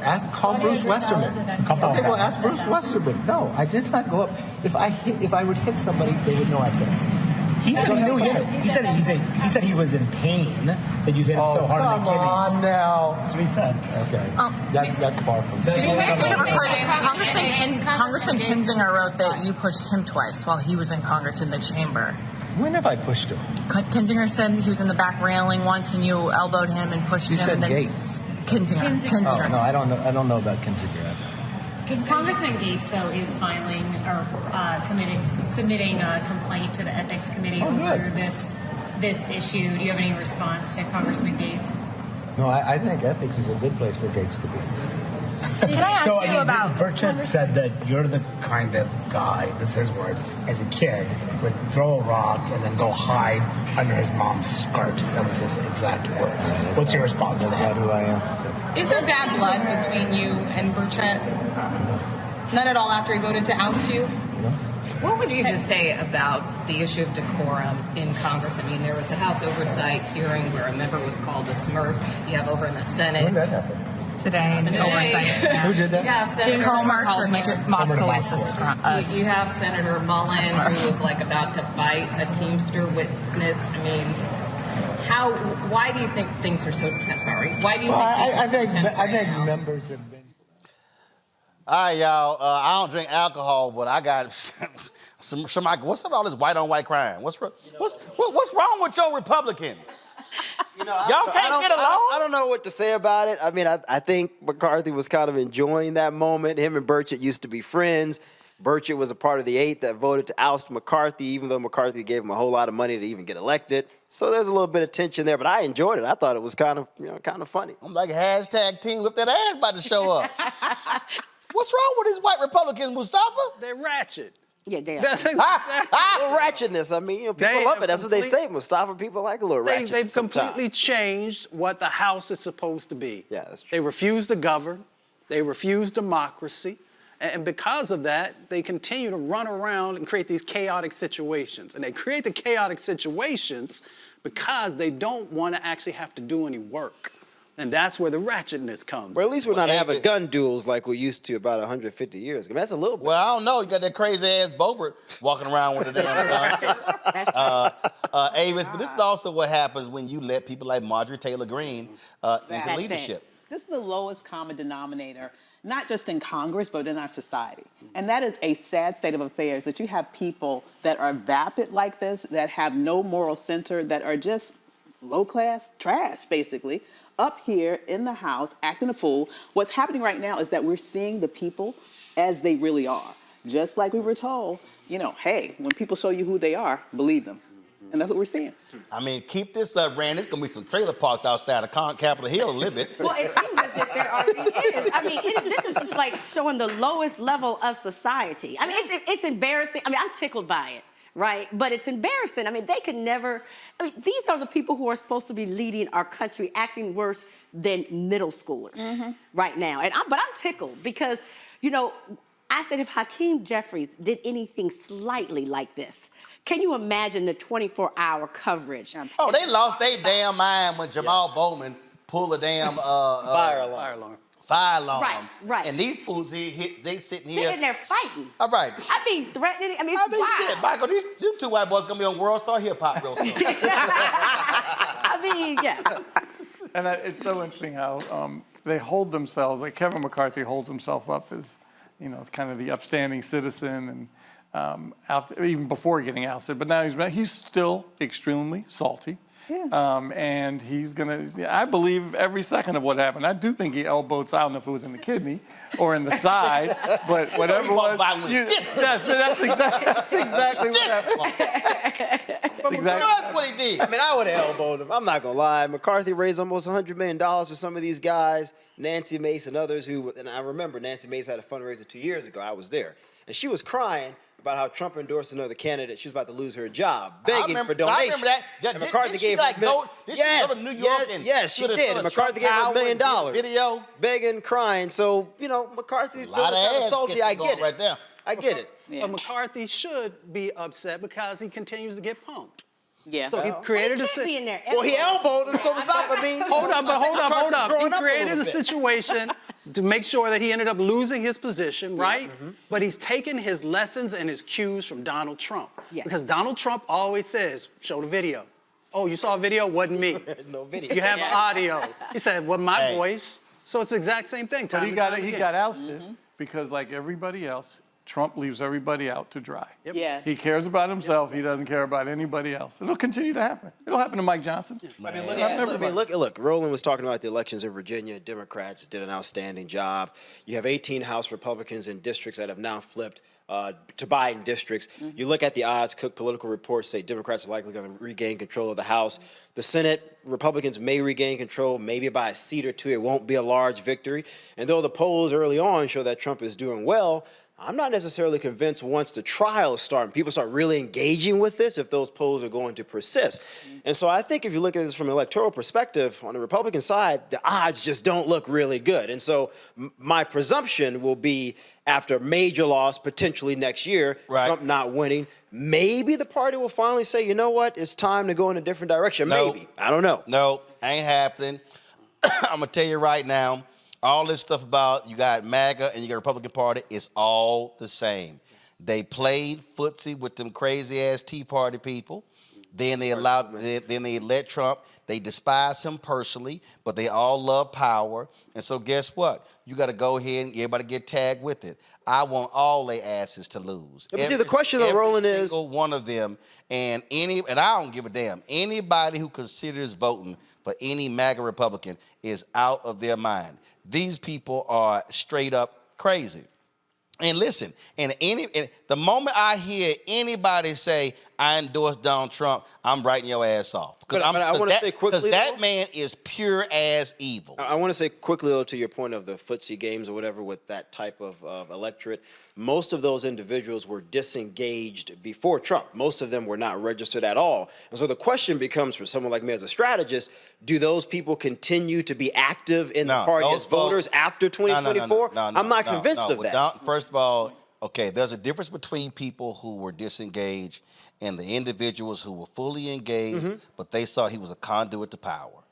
Okay? All them fools, the Christians of the world. Look, when I saw the New Yorker article where James Baker, in that article, James Baker said, yeah, I'm bothered by all these things, but if he's the Republican nominee, he said, I want to stay in power.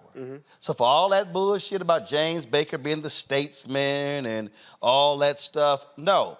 I fundamentally believe that if you truly care about your country, then you are willing to say, I cannot stand with somebody who is actually representing my party. But no, they are not patriotic. They don't have principles. They don't have morals. They don't have values. They don't have ethics. This is about power. That's just what it boils down to. But Roland, I guess my point is, if Trump doesn't win next year, and I don't think he'll run a third time next year. What happens? But my point is, if those voters aren't engaged, I don't give a damn where they go. The party would have to go in a different direction without those voters. Let me be real clear. When Trump, not if, when Trump loses next year, I don't give a damn what y'all do. I'm going to be throwing the biggest ass party. Oh, this joint going to be packed. We going to be sitting here. Matter of fact, I put that CeeLo Green song on. Which one? F you. I put that one on. I don't give a damn. I don't give a damn what happens to the party. Because when you choose to align with that type of evil of a person, you get everything that comes to you.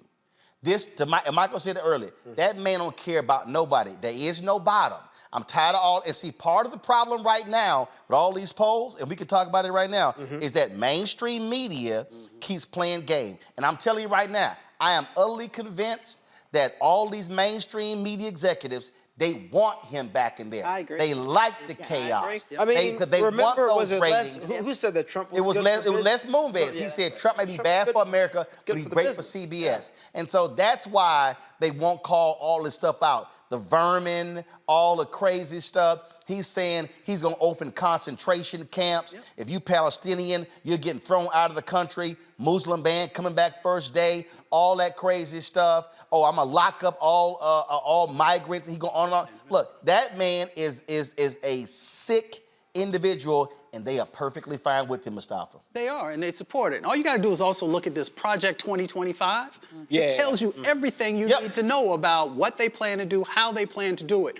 So when folks talk to me about Republicans and that there are still those that are compassionate and care about what's going on, then why aren't you speaking out against these types of things that literally will destroy this country?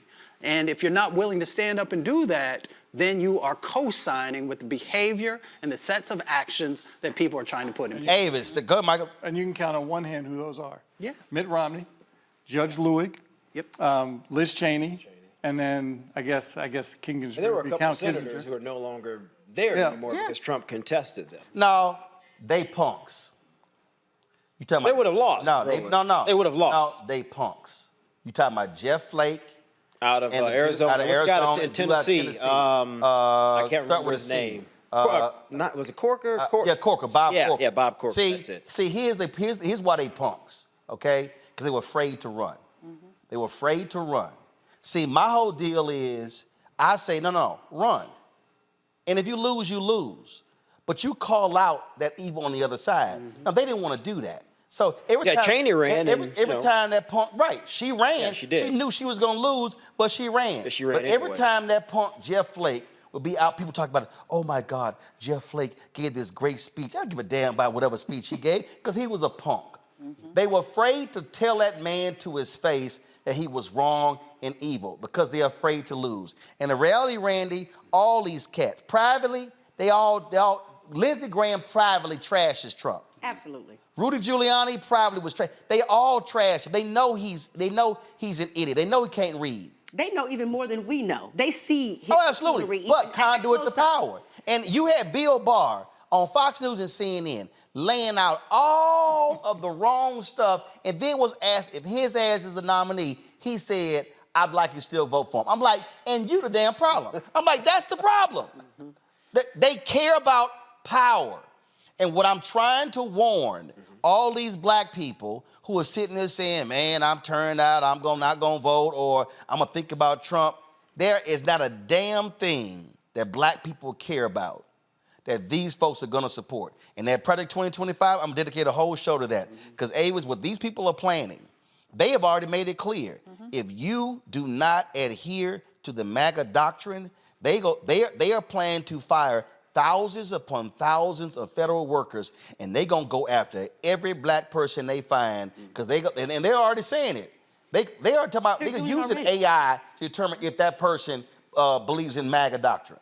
Well, what they're doing is, this is no longer democracy. And let's just stop even pretending that these people even care about a democracy. They do not want a democracy. They want a dictatorship. They want autocracy. They want minority rule, because they know the direction of this country in terms of the demographics. And so they are no longer invested in this experiment that we call America. If we really, as black people, want to be able to have some semblance of power, we need to understand who is for us and who is against us. Look no further than what's happening with the Supreme Court and the destruction of rights. Do you think it's going to stop there? There are so many examples of what's at stake in this election. Please do not be fooled by the okie doke, because that's exactly what would be. And Shamika, they stopped and ran, and they stop in every black district. They fight Alabama, Louisiana, Georgia, Florida. They fighting all of them. And we're talking in code right now. When we say power, we're talking about upholding white supremacy. I ain't talking in code.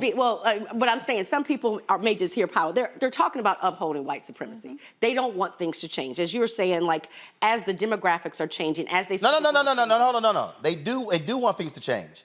They want to revert back. Oh. They are angry, which is my whole book, White Fears, about it.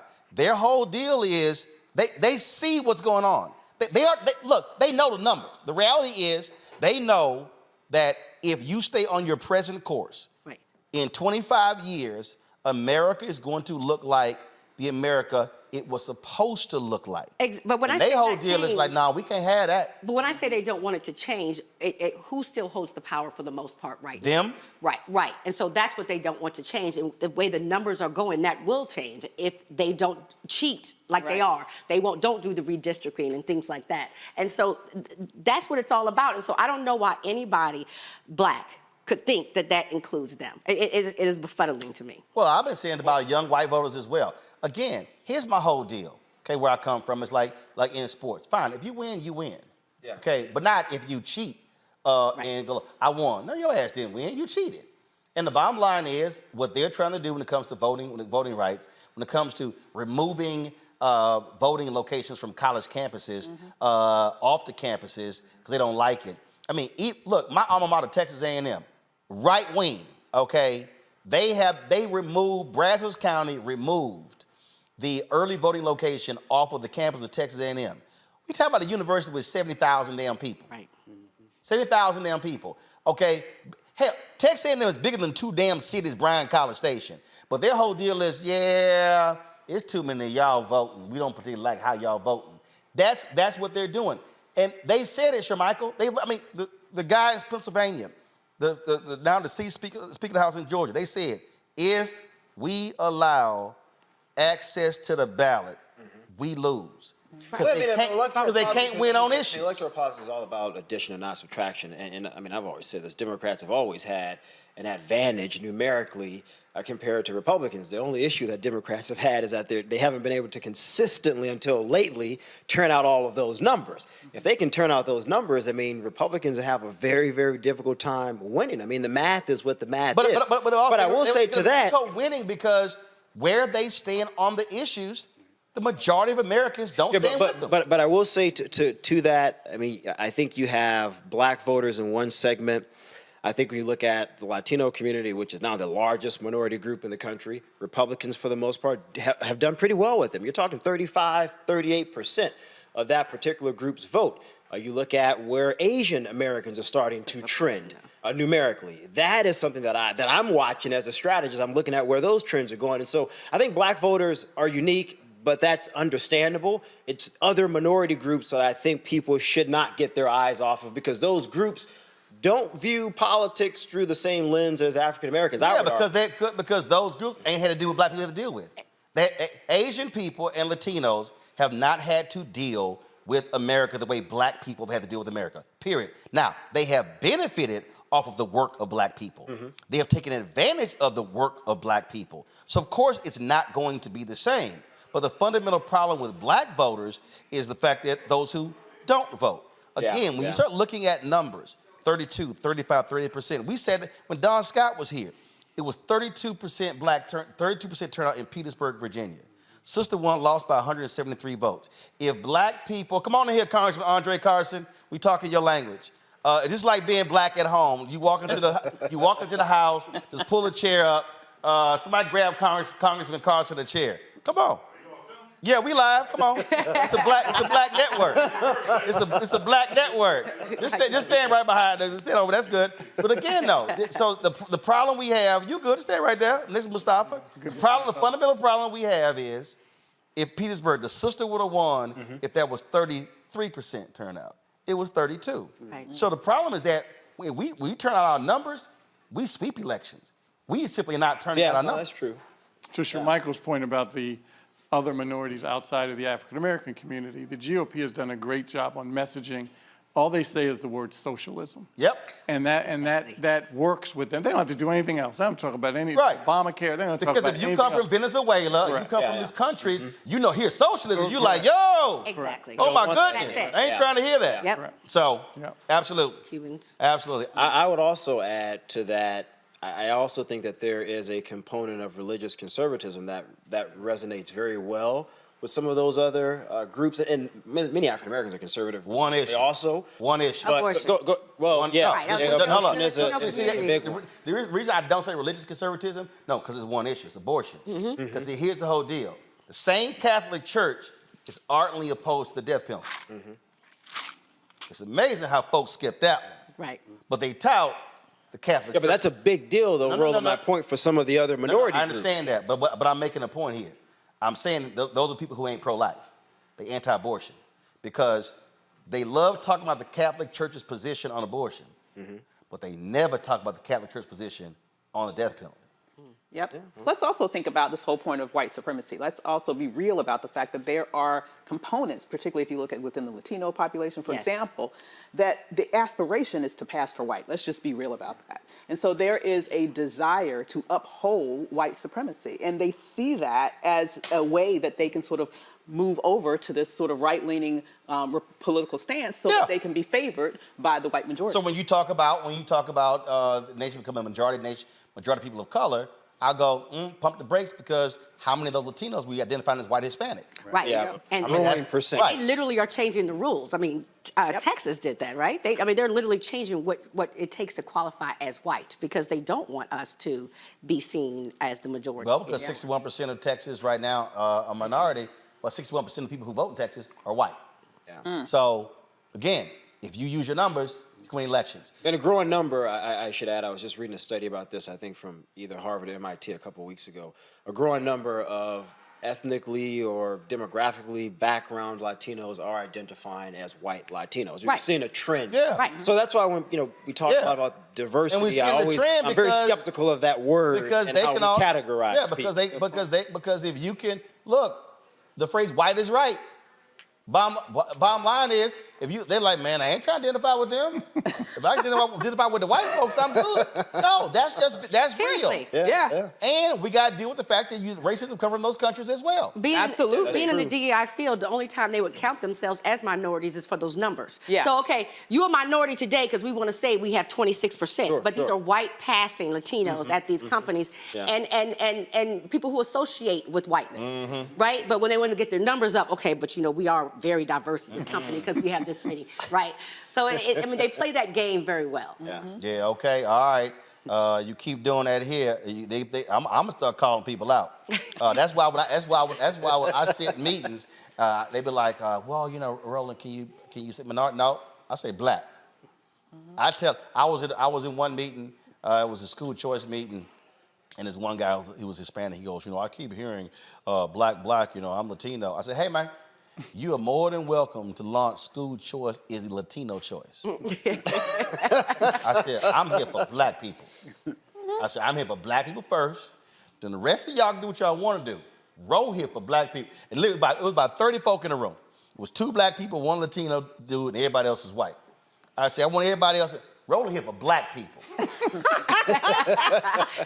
And I told them all in the room. You mean you weren't there for people of color? Hell no. But Roland, remember. Listen, there's some shit I don't use. I don't use no BIPOC. That term. I don't use that bullshit BIPOC. Oh my God. Yeah. No. I don't even know what the hell that even means. I can't even. I don't use BIPOC.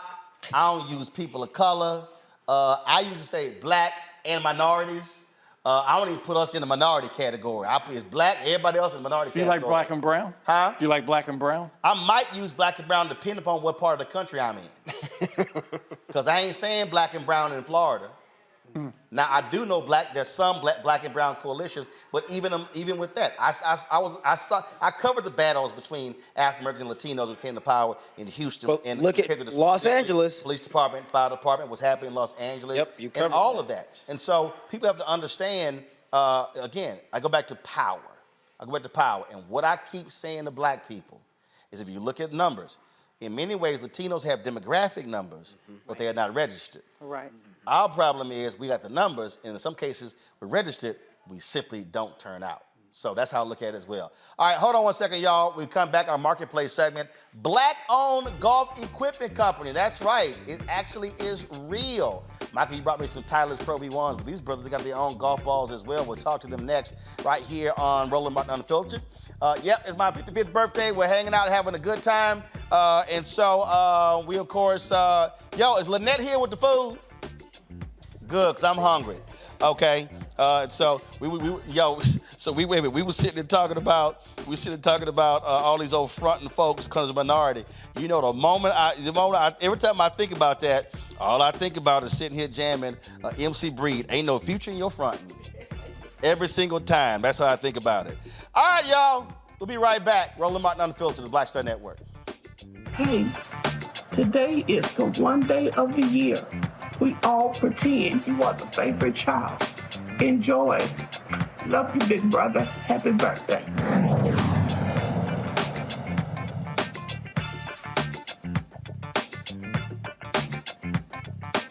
I'm Dee Barnes, and next on The Frequency, we have griot, performance artist and author, writer, singer, and composer, Queen Mother Nana Camille Yarborough.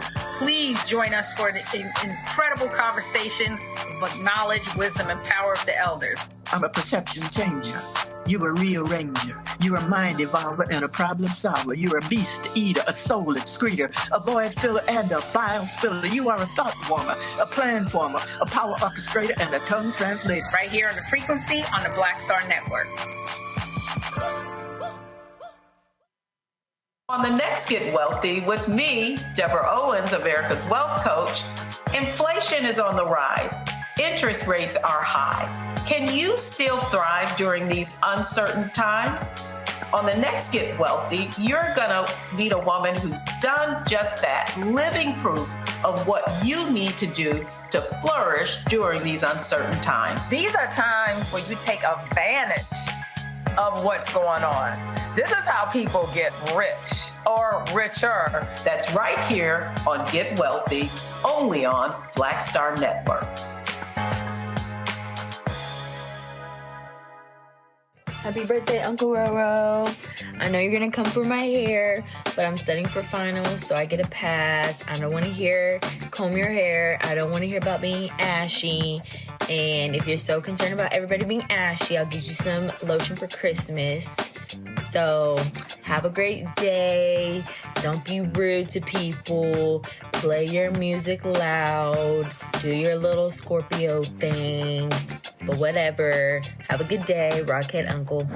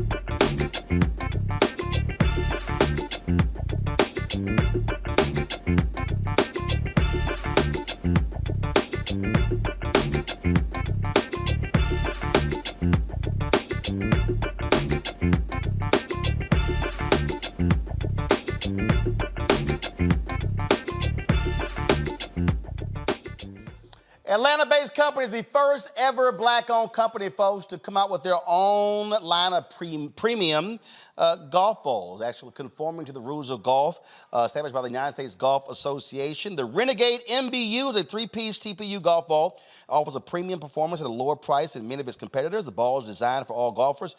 Joining me from Atlanta is Kenneth Duncan, CEO of the Renegade Golf Company. Kenneth, glad to have you here on Roland Martin Unfiltered. So I got the golf balls right here, Kenneth. So why did y'all decide to do these? We're talking about an extremely competitive field. Golfers are real particular about their golf balls.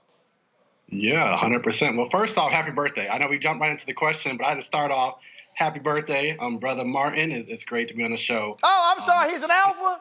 Oh, Michael, Michael, every time we got some major happening, Michael, 95% of the time it's an alpha. Michael, literally, I didn't even know he was a brother. I'm sorry. I'm sorry. You okay? Michael, you want to touch an alpha golf ball? Michael, you want to touch an alpha golf ball? You and I will take free golf balls anytime, but I'm a proud Omega man. However, and it's unfair when you mess with me. My other grandfather was an alpha. So it's very difficult so somebody in your family has some sense. Well, my other grandfather was a Q. So one of your family members has some sense. It's so unfair when you hit me with that. See, Kenneth, it dropped Michael, he a Q, Scott Bolden, he a Kappa. That boy from Detroit, Michael, he a Sigma. I ain't never had an iota on the show. They got performance issues. But go ahead, Kenneth, go ahead and talk about. Because there are no performance issues with y'all golf ball. Go ahead. But the one issue that does exist in golf is that golf has traditionally been a very expensive game. I think when I founded the company at 26 years old, there weren't a lot of 26-year-old black men playing golf anywhere around me, none of my friends at least. So I think when looking at founding Renegade Golf, I'm looking for a company that's more affordable, that's more accessible, that brings the game of golf to a demographic that traditionally thought they weren't a part of the game. And golf ball is such a great avenue to do so because you got to have them to play. You can't play around golf without balls. So if there's one thing you need, it's clubs and balls. And I think that this is an avenue that we got into, knowing there was competition, but knowing that there's a market for what we bring. So you say Renegade defy the status quo. First of all, how'd you spell with the name? So ironically, my line name is Renegade. So, Fall 13 Zeta Pi, line name Renegade, but that wasn't the case. I think when we looked at how we wanted to build the company, we wanted to be a disruptor. I think we wanted to do something different in the space. We're so used to people telling us that Titleist exists, TaylorMade exists. These companies, they are there, but they're not doing what we seek to do in the game, bringing in a new base of players that may not be there currently today. So I think when I think of the name Renegade, the symbol actually itself, this arm, my sister designed it. Actually, it's the anarchy symbol. So we're bringing chaos into the sport. We're doing it respectfully, but bringing a type of golfer that may not have existed previously and bringing a product at a price point that people can't ignore. Questions from the panel. Let's see. I'll start with the Alpha, Mustafa. Brother, congratulations on everything that you're doing. For most golfers, it is about accuracy and it is also about distance. Can you talk a little bit about the technology that went into what you've designed? Yeah. So that's the first question everybody gives us. No, how does this ball compare to the Pro V1? It's almost like, I can't even say the golf ball's name. This question. The golf ball is a 3-piece TPU. It's 85 core compression. So it's a type of ball designed for a high-level play, also one that can be enjoyed by your regular everyday golfer with a swing speed. Some of our commentary was like, the ball might be too good for me right now. I'm not that kind of player. So we have two golf balls. We have our Mbu. Mbu is an Igbo word meaning first of a kind, first of its line. I'm going back to Nigerian roots. And we have our Mbu Black. The Mbu Black is slightly softer. Both of them have a high cover, high premium cover to them, but they kind of give two different options depending on the type of golfer we're talking to. All right, let's see here. Shamaka, go ahead. I like golf, so I have a question for you. How have you guys been able to maintain lowering your overhead cost while including that technology that he talked about? Because golf balls are expensive. And then two, how do you plan to disrupt this highly competitive market? Yeah, so some of it, honestly comes with scale. I think that early on you may have to take a margin cut. I tell a lot of business people that ask me for advice, sometimes being a little bit lower price means you might have slightly lower margins than other companies do. But our big goal and our target wasn't to make the most money possible, it was to make the most impact possible. So we brought a golf ball. We were very firm on being in the mid $30 price point because it doesn't necessarily bump up to the other premium balls that are in the marketplace. So we've felt staunch on that. Maybe the margins aren't maybe where they'll be in the future, but we have a very core and loyal base of fans who love this ball at this price point. They love the ability to kind of grab it at discounts and deals that we offer. And it makes them feel that it's something that they can kind of grow into and replace their previous ball. And as far as keeping that price down, I think we always look for the best ways to optimize our supply chain. I think a lot of business is finding ways to optimize things, whether it be reducing costs with shipping, whether it be finding different distribution channels. We're looking at new manufacturers and suppliers always. That's a big part of being a CEO of a company, is just finding ways to find efficiency and effectiveness gains while still providing a premium product. Mike? First, congratulations on your great work, and I hope things go well. We do have an Omega ball, by the way. I got to throw it out there. We have an Omega. You hear that? Did you hear that? Yeah, did you hear that? Yeah, that's for those with low swing speed and short knockers. Oh my goodness! At any rate, are you competing with do you sell your balls online, or first, where do you sell them, unless online, of course? And are you competing with Vice, and then also that Kirkland ball that Costco claims is just like a premium ball, or that's what Tyler sued him. Exactly. Or are you trying to grow to bump up against and compete with the premium ball? To be honest with you, we compete directly with Pro V1. Because that's the question that every golfer is going to ask when they evaluate our golf ball. I think the perception from a Black-owned brand is that it can't be at that same level, that same quality. So, maybe unintentionally, we directly compete with the Pro V1. That's the question. That's the gold standard. And we stand behind our product at being a high quality. I think there's a lot to learn from what Vice has done in the golf space. Vice, Cut, and Snell have taken a direct-consumer model and grown and scaled that to something that is a viable selling channel. But we also distribute in brick and mortar as well as other e-com options. So we're available on golfballs.com. That's the world's largest golf ball retail site. Also available brick and mortar. I heard somebody was from Detroit at Carl's Golfland in Detroit. They also sell online. And we have a large number of golf courses we've expanded our distribution to. So we're not only taking the approach that we have to be an online company. I think in the next few months we'll look to expand to over 100 courses. And in doing that, the option will be available for people to pick up our golf ball wherever they are across the country. In fact, Roland, the studio's in D.C. We're at Langston Golf Course, historic golf course in D.C. We've sold out that course already because people wanted the ball locally. So we don't have to subscribe just to the D2C model, but we have learned a lot from Vice in doing so. Randy. Oh, excuse me one second, Randy, I'm sorry. Where are you based, Kev? We're based in Atlanta, Georgia. Gotcha. Well, good luck. Thank you for answering the question. I'm just so impressed with what you're doing. Congratulations. Are you working on any partnerships? I was just reading how Steph Curry is sponsoring the golf team at Howard, and they're doing very well. Have you ever considered trying to partner with him and get them to use your product? Absolutely. We're very open to sponsorships and or collaborations and different partnerships across the board. I think that a lot of times the industry gets frozen because everybody's tied to contracts. So we so frequently hear, oh, we're a Callaway school, or, oh, we're a Titleist golf shop. So it can be very difficult, transparently, to start to build those partnerships. I know Steph works very closely with Callaway. Yep. So the idea of him working with our golf ball may be a conflict of interest. But we do have a lot of energy and effort behind our supporting HBCUs. Southern University has their golf program back for the first time in many years. We provide golf balls at Southern University. Based in Atlanta, we're hoping to bring a golf program to Morris Brown in the next handful of years, as well as Clark having a program soon. So we'll look to have a partnership similar to what Steph has done at Howard within the AUC. So we see some of those partnerships that exist as a blueprint and example for what we can do in our community locally in Atlanta. And I think that Steph has been one of my, the shining star for what is possible in the golf space. But we'll see if a partnership happens there. Avis. So I have to admit, I am not a golfer, but I am an entrepreneur. Okay. And I heard you at the very beginning say that you were looking to expand the market. That's one of your marketing strategies here, to get someone to buy your product as opposed to your competitors. With that said, what are your ideas? What do you plan to do to get more people swinging a golf club like me? I think that one of the easiest ways to get people into golf is bringing them to non-traditional golf settings, honestly.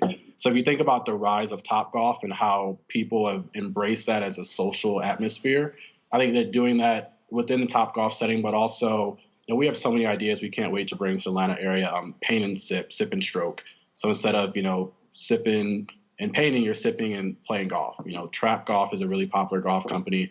The idea of embracing trap music with the golf, kind of creating more of a networking feel to it, and also reaching directly to colleges and universities that have young professionals who are looking to kind of come out and discover golf, whether they're lawyers, doctors, et cetera.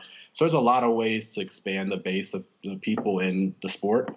As an entrepreneur, it's not cheap to build a new market. So I think we have to be very patient and very diligent to do so. And maybe we've relied on current golfers today, but we welcome people like yourself. We want to see, how do we bring people who maybe have an interest in the game but have never played into the space to play it.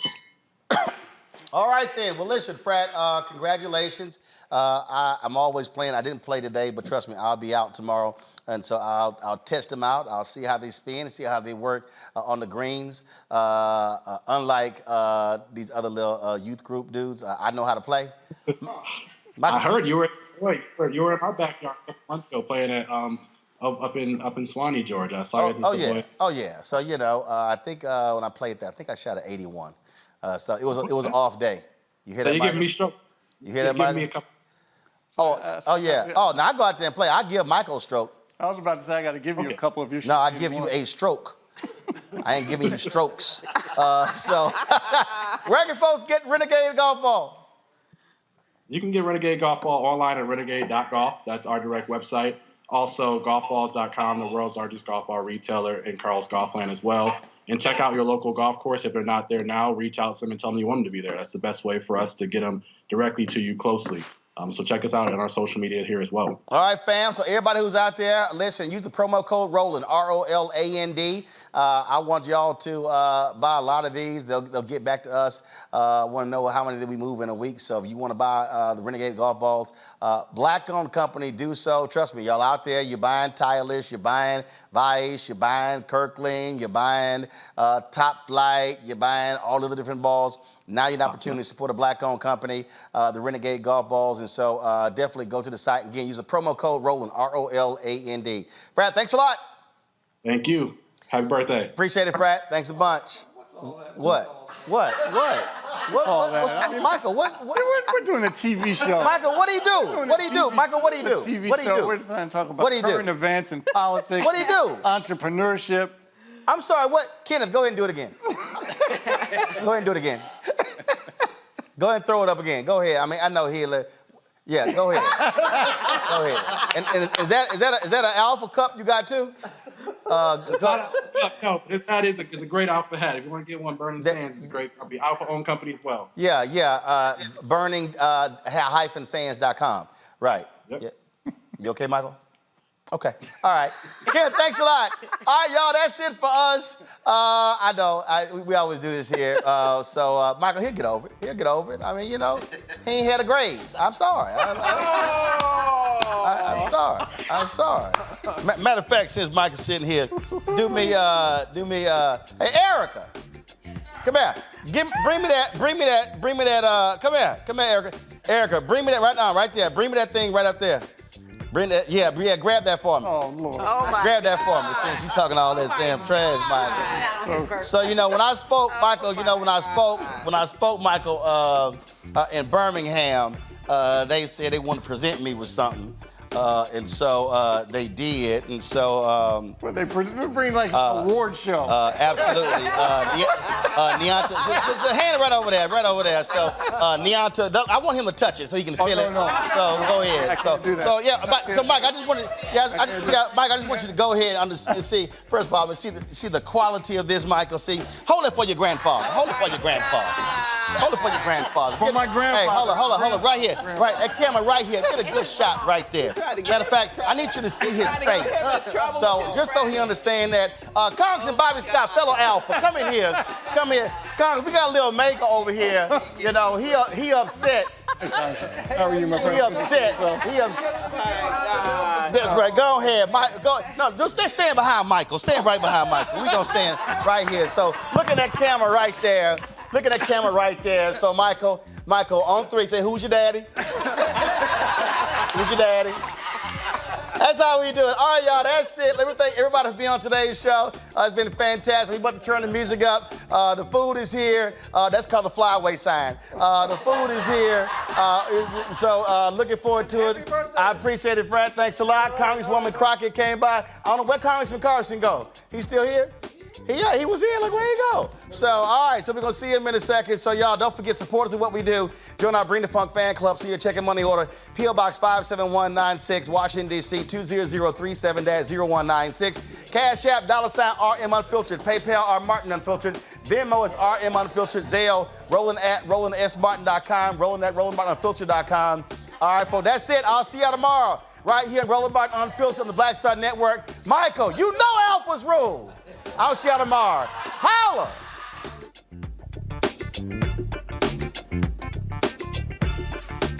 Hey there. We just wanted to wish you, my big brother, a very, very happy birthday. Happy birthday. November 14th. We're just sending you blessings and good wishes for another year and just praying God's best over you.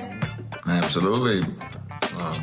Hoping everything goes well for you, and I know that Jack's got big plans for you, so happy to hear about that after it's all done, and just want you to know we love you, and we're proud of you, and look forward to connecting with you soon. Take care. We love you. Celebrate well. Happy birthday, Uncle Roro. We love you. Have a good day, BK. Happy birthday, Roland. I hope you're having a great day. You deserve it all. Shout out to the ultimate alpha man. Thank you for everything that you do day in and day out for the Black community. We love you. We appreciate you. You are a legend, and I hope you enjoy your day. Sending you all the love and light. Happy 55th birthday, BAMX. And for those who don't know what that stands for, that's Black American Express card, because wherever he goes, he just gets a pass and takes us in with him.